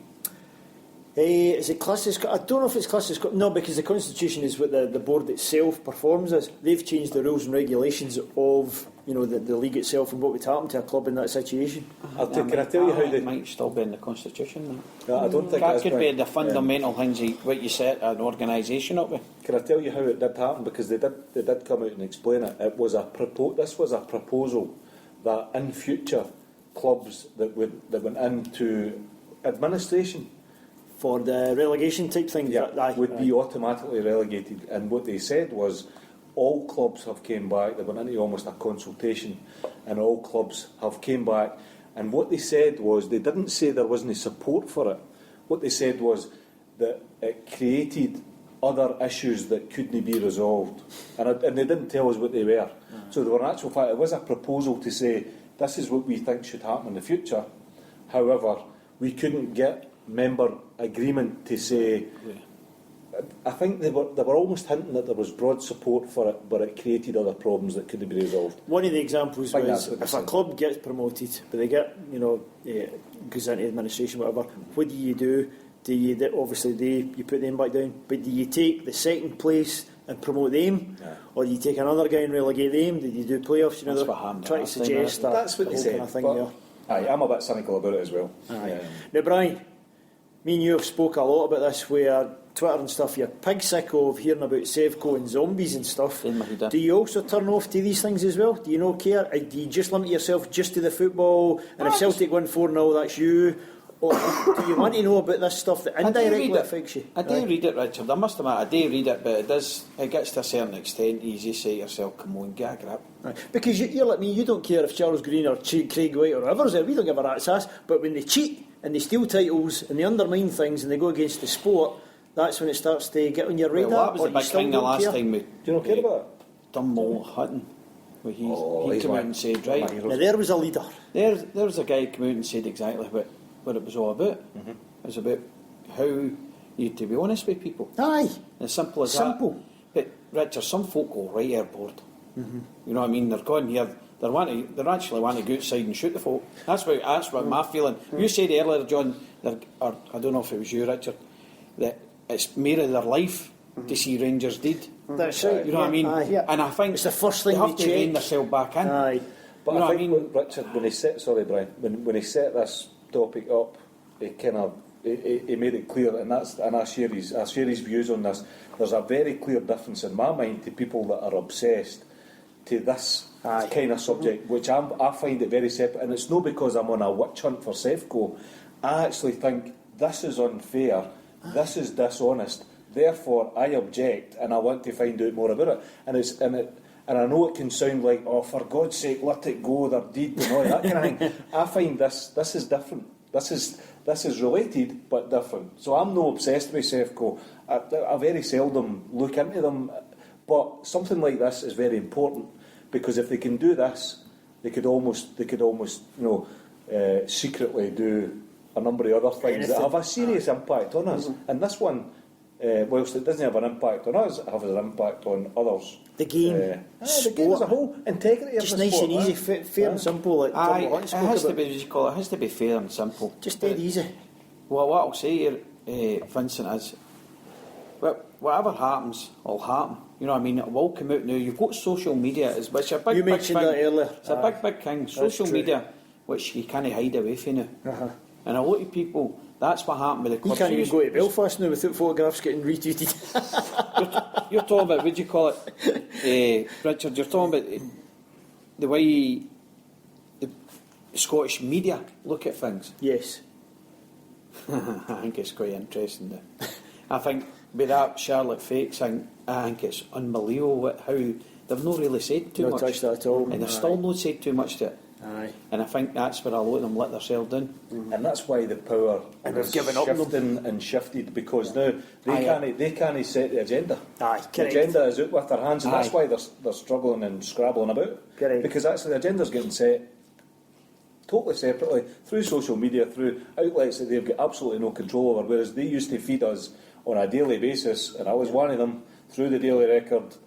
This is what you need to think, and actually this is okay, so shut your mouth, don't go looking at that. Aye. This is what you need to look at, and actually here's a new Moonbeams. Let me tell you about where Rangers are going to be in 10 years' time. They're going to be so far away. All of that kind of stuff was spoon-fed to us, whereas now they don't have any control over that, and there's only so far they can ignore it. Yep, definitely. Right, that's brilliant, boys. Thanks for that. And again, I've laid the foundation for the listeners there. That's our philosophy. We'll always look at that metaphorical windscreen at Celtic. And from time to time, if it kind of affects us even indirectly, they're trying to cheat us in some way, well, if we look at the side window, it's Sevco or whoever the effect they're going to become when they die another time. So, back to, as I said, the most important matters when it comes to hot topics, the remainder of the Celtic season. Sadly, before the St Johnstone game, Michael, he's got his head in his hands with a dark day when Aberdeen, or did we have a dark day? Should we celebrate the fact that there's competition and we get beat by somebody else? No, or should we? They performed. Their players stepped up, and Barry Robson, Will Flood, guys like that. Aye, guys we know. Performed, aye. I mean, we were in the pub after it, and Joe Mackay, member of the bus, was keen as it tight, you know, and it's like, but these guys had hunger. I would rather have hunger. I love seeing over Barry Robson in the hoops. Aye, I loved it. Over skill that there's no get that heart, and that's the way the whole conversation went for a couple of hours. It was getting really heated in the pub, you know, and it was. Listen, let's move on with some other subjects. no. He grasped the nettle. This is life as a Celtic fan. When you get like Russell Anderson scoring, it should be finished, you know, and you think to yourself, Jesus, come on, you know. Hey, listen, I was at the Morton game, and that game that night, we pounded Morton at the end. We'd done everything we could, and it just wasn't our night. Morton never won a game before or after that, you know, and it just, these things happen in football. Yeah. You know, it just happens. Right. You know, and just proved a point in the Aberdeen game that didn't happen. Let's move on. St Johnstone game came and Back to business. it was professional. Uh-huh. The players were professional. Brian, I want you to have a wee think about your thoughts on Neil Lennon, cup exits, etc., because there's a lot of fan chat on that. John, in the meantime, we've now just got the league left. How does your mindset look at that? Are you still up for it? You still, I can't wait for the next game? Has it changed you? You pig sick? Somebody said the key word earlier, motivation. Motivation. I think 25 minutes into the Aberdeen game, I was personally thinking, and I hope a lot of people were the same, people were looking to the rest of the season going, this isn't looking too good here. Right. You know, because we didn't perform. Chaps said it perfectly right. Uh-huh. We didn't perform.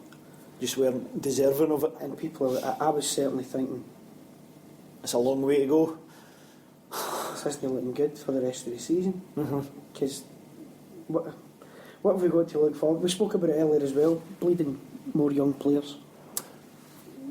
So is that the thing? Is that maybe, the silver lining? Will we now do that, and that's what will make fans turn Right, up and we'll get excited by? Lennon's Is that too optimistic? He's never been known for taking risks, I feel. So here's an opportunity. Right.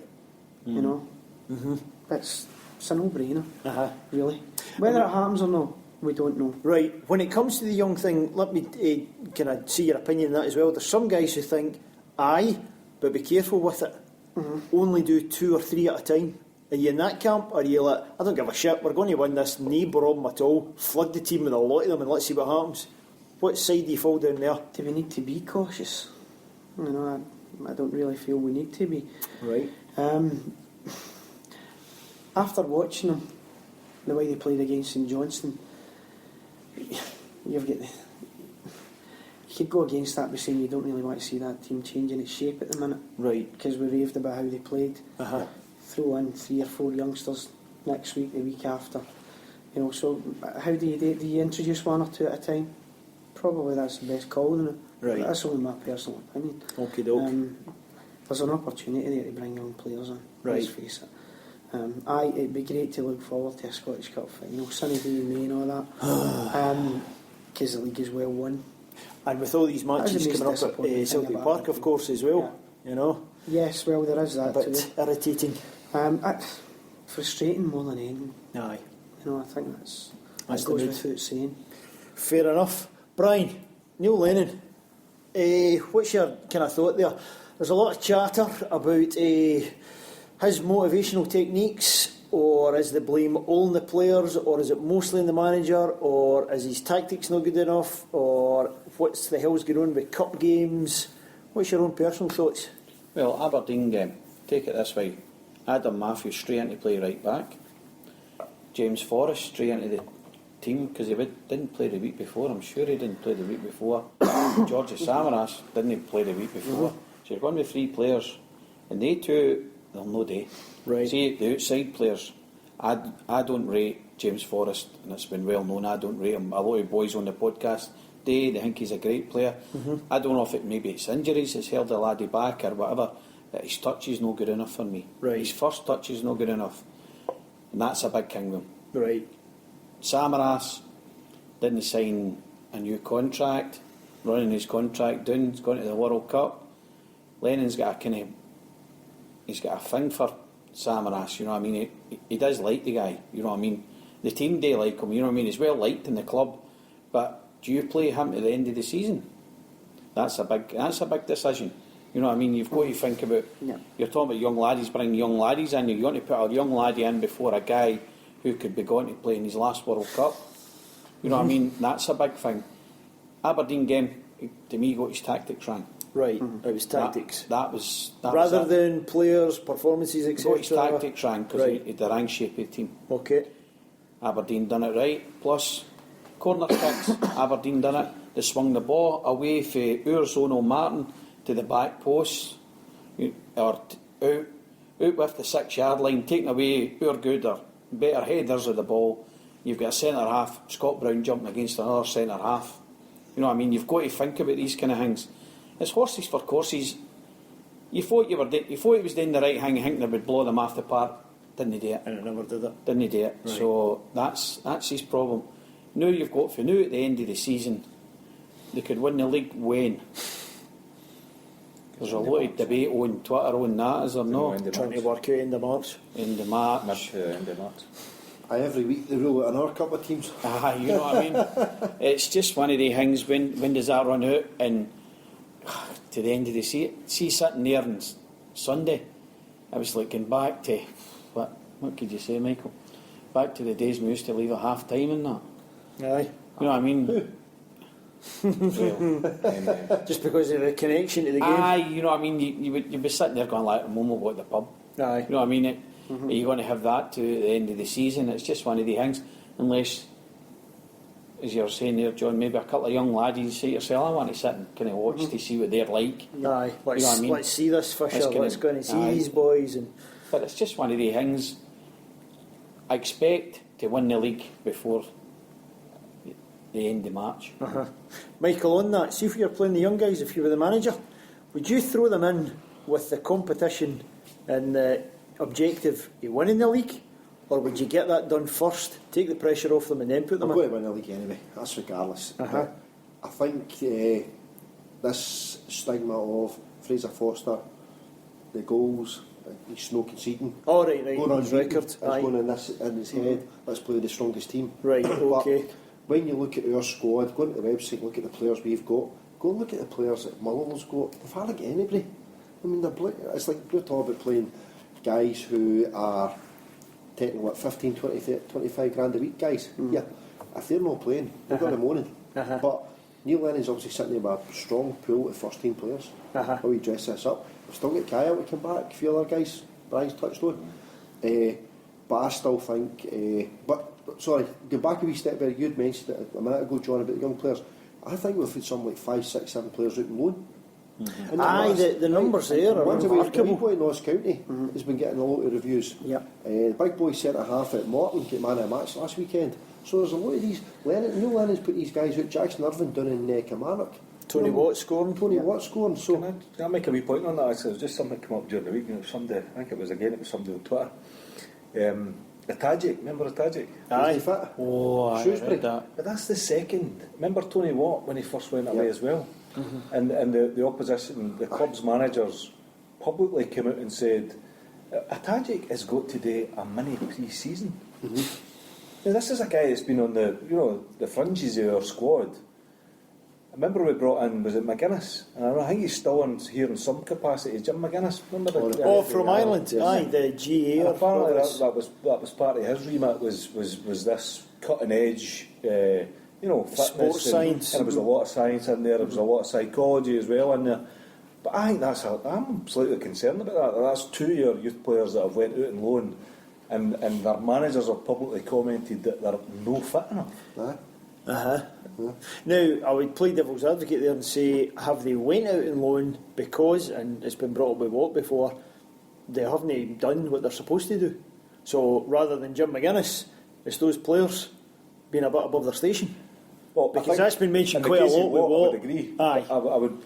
I would question whether a Tajik. I mean, there's never, as far as I'm aware, never been any questions around the guy's Attitude and stuff. aptitude, Right, attitude, or whatever. fair enough. When he came on, he looked good. He scored a goal for Park, and he looked the part. And don't get me wrong, I'm supporting the fact that they're going out and getting games Right. and going out on loan.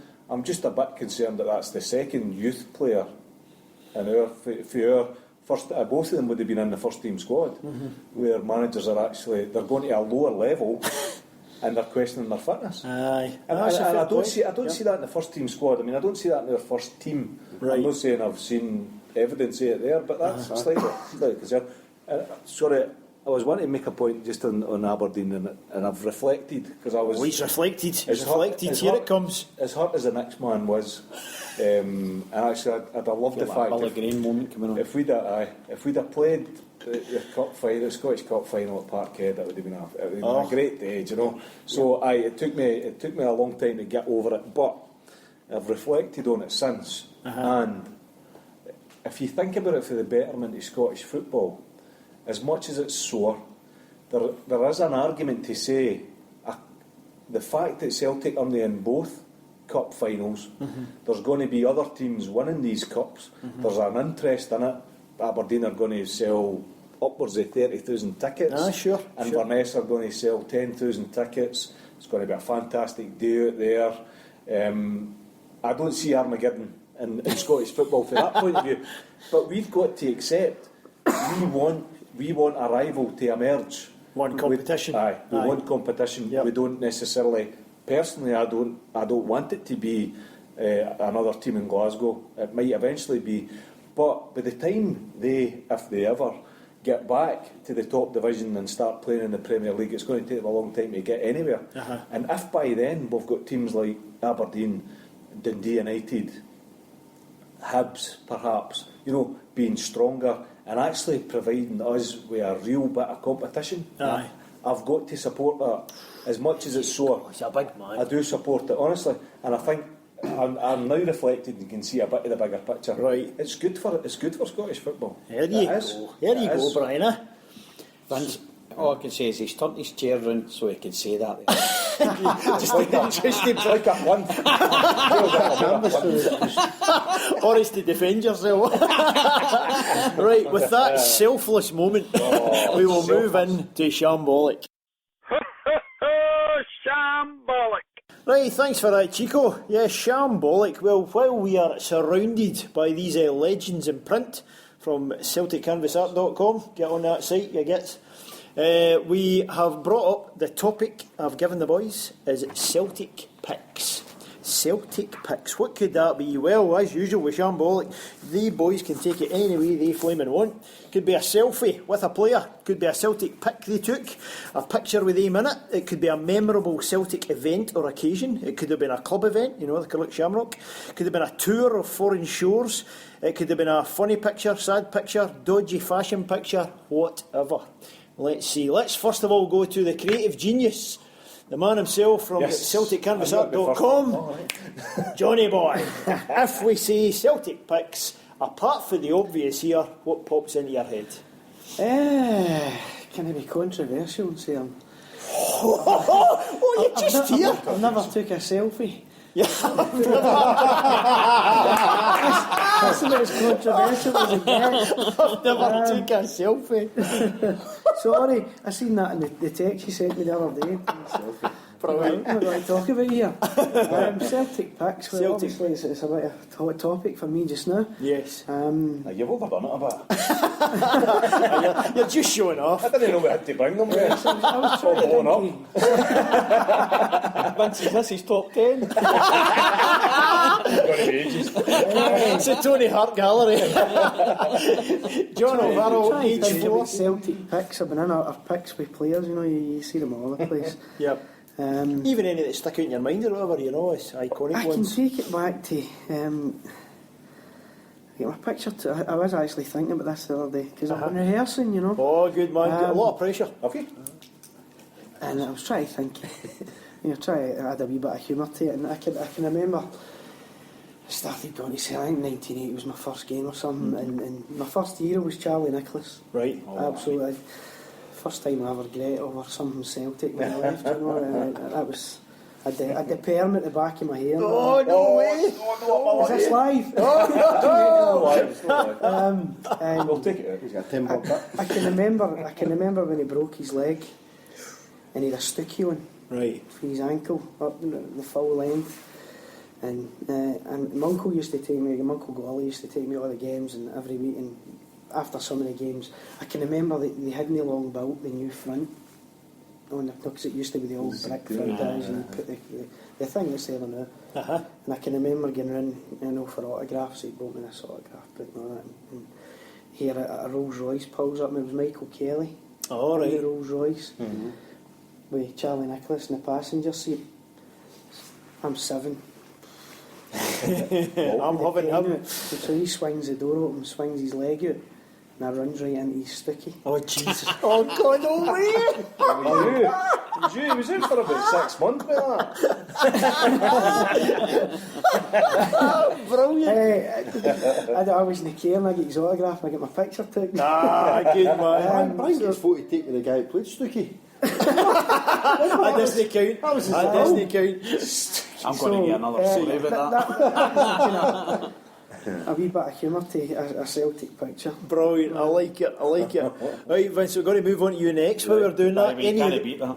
Oh, that's classic, isn't it? Any listeners who are near their kind of phones, browsers, whatever, if you go to our site, carluckshamrock.com, go to the gallery page, you'll see tons of pictures for the boys, some worthwhile looking at, some maybe no. We'll see if they bring up any. Vincent, Celtic Pics. I've got two. Go for it. Two. I should have brought them with me, actually. When I was a lad, we used to go to, on holiday as a family, we used to go to Butlins. Right. So at Butlins they used to have, obviously you're during the summer, so they used to have players that used to come and train, young laddies and lasses as well. Some of my sisters came as well. Right. So I've got two pictures. One, I think it was the second year I was there. It was Roy Aiken. Oh, feed it so there. I've got a photo of Roy Aiken. He's got a strip on, and he came coached the laddies, and it was amazing. You just stood there, looking up at them. They were gods. It was fantastic. But the second one was a local lad from Butlins, right? A man called Bobby Lennox, right? And I don't know if you recall. I don't know. Were you at the Lions Roar night that we went to? Local lad, son. That's good, counts. It doesn't mean he was born in Butlins. Just to clarify for Michael, he wasn't a Butlins local baby. to the area. Right, okay. Go for it. So got my photo taken with Bobby Lennox, and it's a photo. I've got my Celtic strip on. Bobby Lennox has got a Celtic strip on, and three of my sisters in the photo as well. And I dug that photo out when we went to the Lions Roar night with the Lisbon Lions in Parkhead.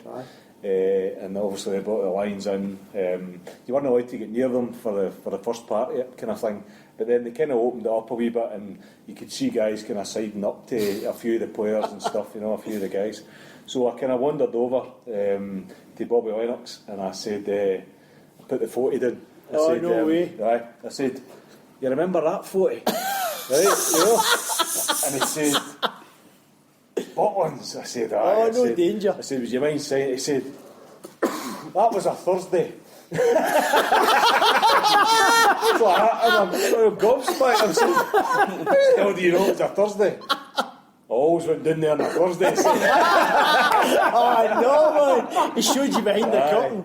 And he said, he loved it. He said it was fantastic. That was almost his kind of. So the players enjoyed it themselves, Excuse me, his summer job, obviously, So he signed that photo, So I've got that photo, and I've pride of place now at home, Magic. So fantastic, Bobby Lennox.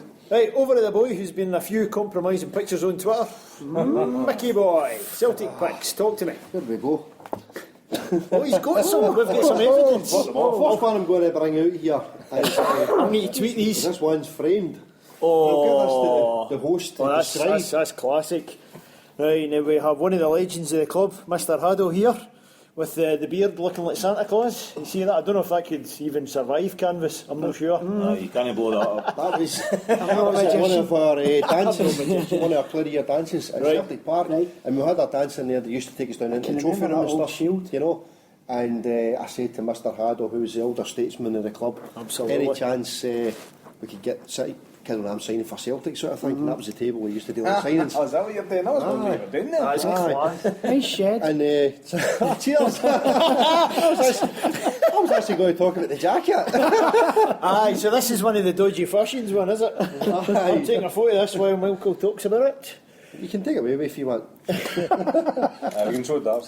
The next one I'm going to throw in here was one of my previous job. We sponsored one of the events, and it was the Lubo Paul Elliott night.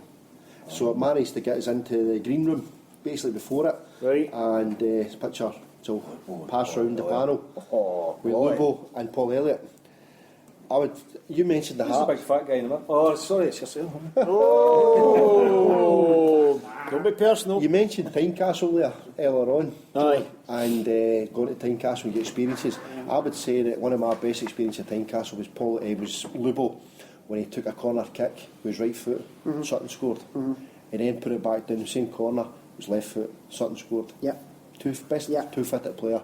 Yeah, When you see guys like that, they were legends, you know, and I brought them with me there. Fantastic. To actually show, and the fact that one of our members is in that one as well. That's a peach. It's, I've got a wee someone who's sitting my back with all my memorabilia and stuff, and I've got a few like that with it, you know. So you it means a have. lot to me, you know what I mean?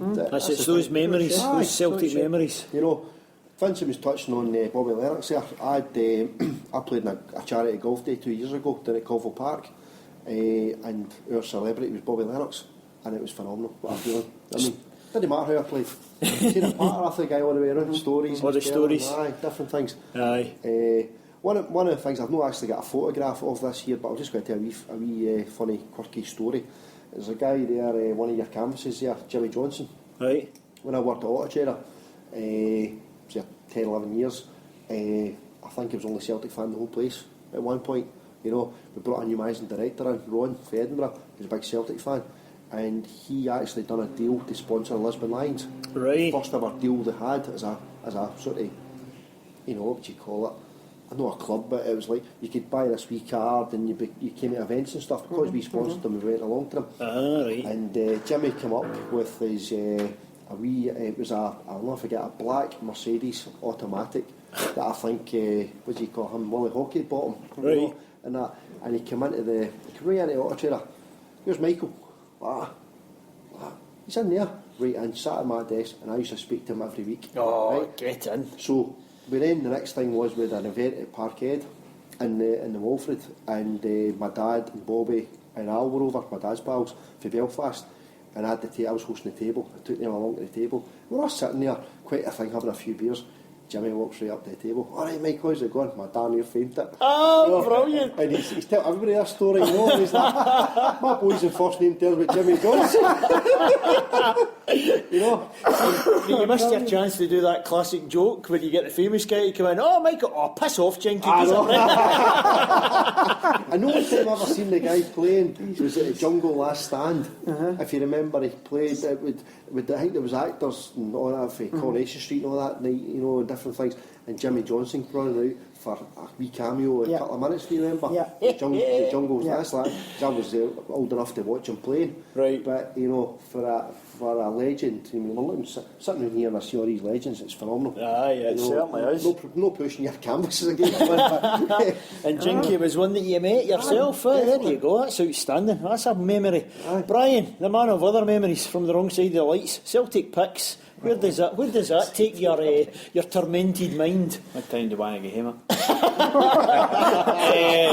Well, John's got a long journey here. Certain, obviously, through the years you've met different players in different scenarios and different with being at the football or in you were in a boozer and they were in there and that. Yes, gotcha. And you're talking about selfies and all this kind of. I would have loved to see that. You're talking about that. See Seville. I went looking for somebody in the crowd and I couldn't find him. How'd you go on? Away, down, what do you call it, Cruisin', and the kind of crowd opened and who's standing right in front of me? Danny McGrain. Oh, no I was danger. like, No danger. I was like, how you doing, Danny? Yeah. You see my mate? No, I didn't. He's wearing a Celtic top. He can't miss him. What do you say? All right, Peter. What's my brother? Oh, that is outstanding. I started that man.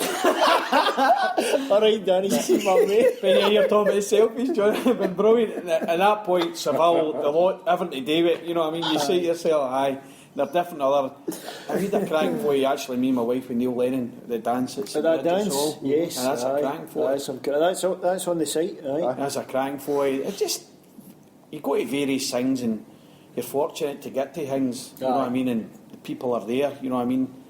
It's great to see them, you know what I mean. Paul Elliott, remember him coming to the dance? Legend. He was brilliant, he was really good, he spoke really well about Celtic and all. Anybody be fed have really Three spoke. players with missed earlier was Phil O'Donnell, Paul McStay, Tommy Burns. Aye. They did dance as well. See the Tommy Burns one, it was Tommy in the association, and it was the player of the year that year for us was the German Andreas Thom. That's right. Oh, aye. And we dig in and take that trophy in, but see Tommy Burns it, you're only greeting listening. Aye, God. Spoke for the heart. And we're fortunate to go to, remember that Leaf dance, and John Hughes spoke at that. Oh, aye. Oh, he was brilliant. Aye, the emotion. Big yogi. Yogi, aye. Tom Bates' father and buried him in the Celtic strip he scored at, what do you call it, Ibrox. Right. Unbelievable, that was... You know what I mean? That, just various things, you know what I mean? You can sit here going like, oh, I was in the boozer and hung with Stone, I was there, Stone talked to him and that. You just say, you're fortunate you get to things, you see people and that.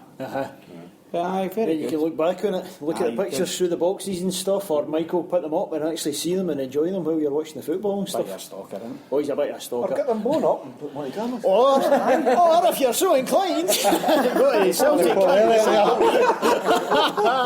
Fantastic, absolutely brilliant, boys. Thanks for that. Big man. What about yourself? Oh no, the host passes no, I just grease the wheels, you know. I'm unimportant. I'm a deliverer. I'm a facilitator. Some of the hosts don't stick to that, but anyway. In fact, I do facilitate because I'm the guy that has to put all your stupid photos onto the website. And to be honest, that's great fun because when you see some of the guys, as I've told you, listeners, carluckshamrock.com, when these guys have went to like Tewkesbury and Loville and Ireland and Bray and all these fantastic things, you see them for knee-high to grasshopper to these old cretins in front of you, John. It's actually really enjoyable. I think it's a great thing for the history of the club as well, you know, because it's all these things that we Ever got a photo of the limo breaking down?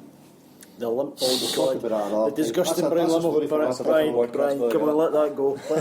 I'm just asking if we got That'll be another shambolic, but that certainly wraps up this shambolic one. So, as I've said several times, CelticCanvasArt.com. You can also look for Celtic Canvas Art on Twitter, because the handle is JudeBox09, and we'll have all the notes in our show notes for this show. So, thanks to all the panel tonight, who have been John, Vincent, Michael, Brian, right side of the lights. Fantastic. And I've been your host, Richard. Hail, hail. Hail, hail. Hail. The thing I want to see the most is the Glasgow Celtic score.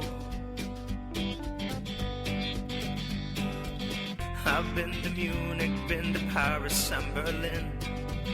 I watched injustice fall upon you in Turin, and I've shared the pain and glory with the friends that I have made as I dance from place to place in green and white on a worldwide temperate.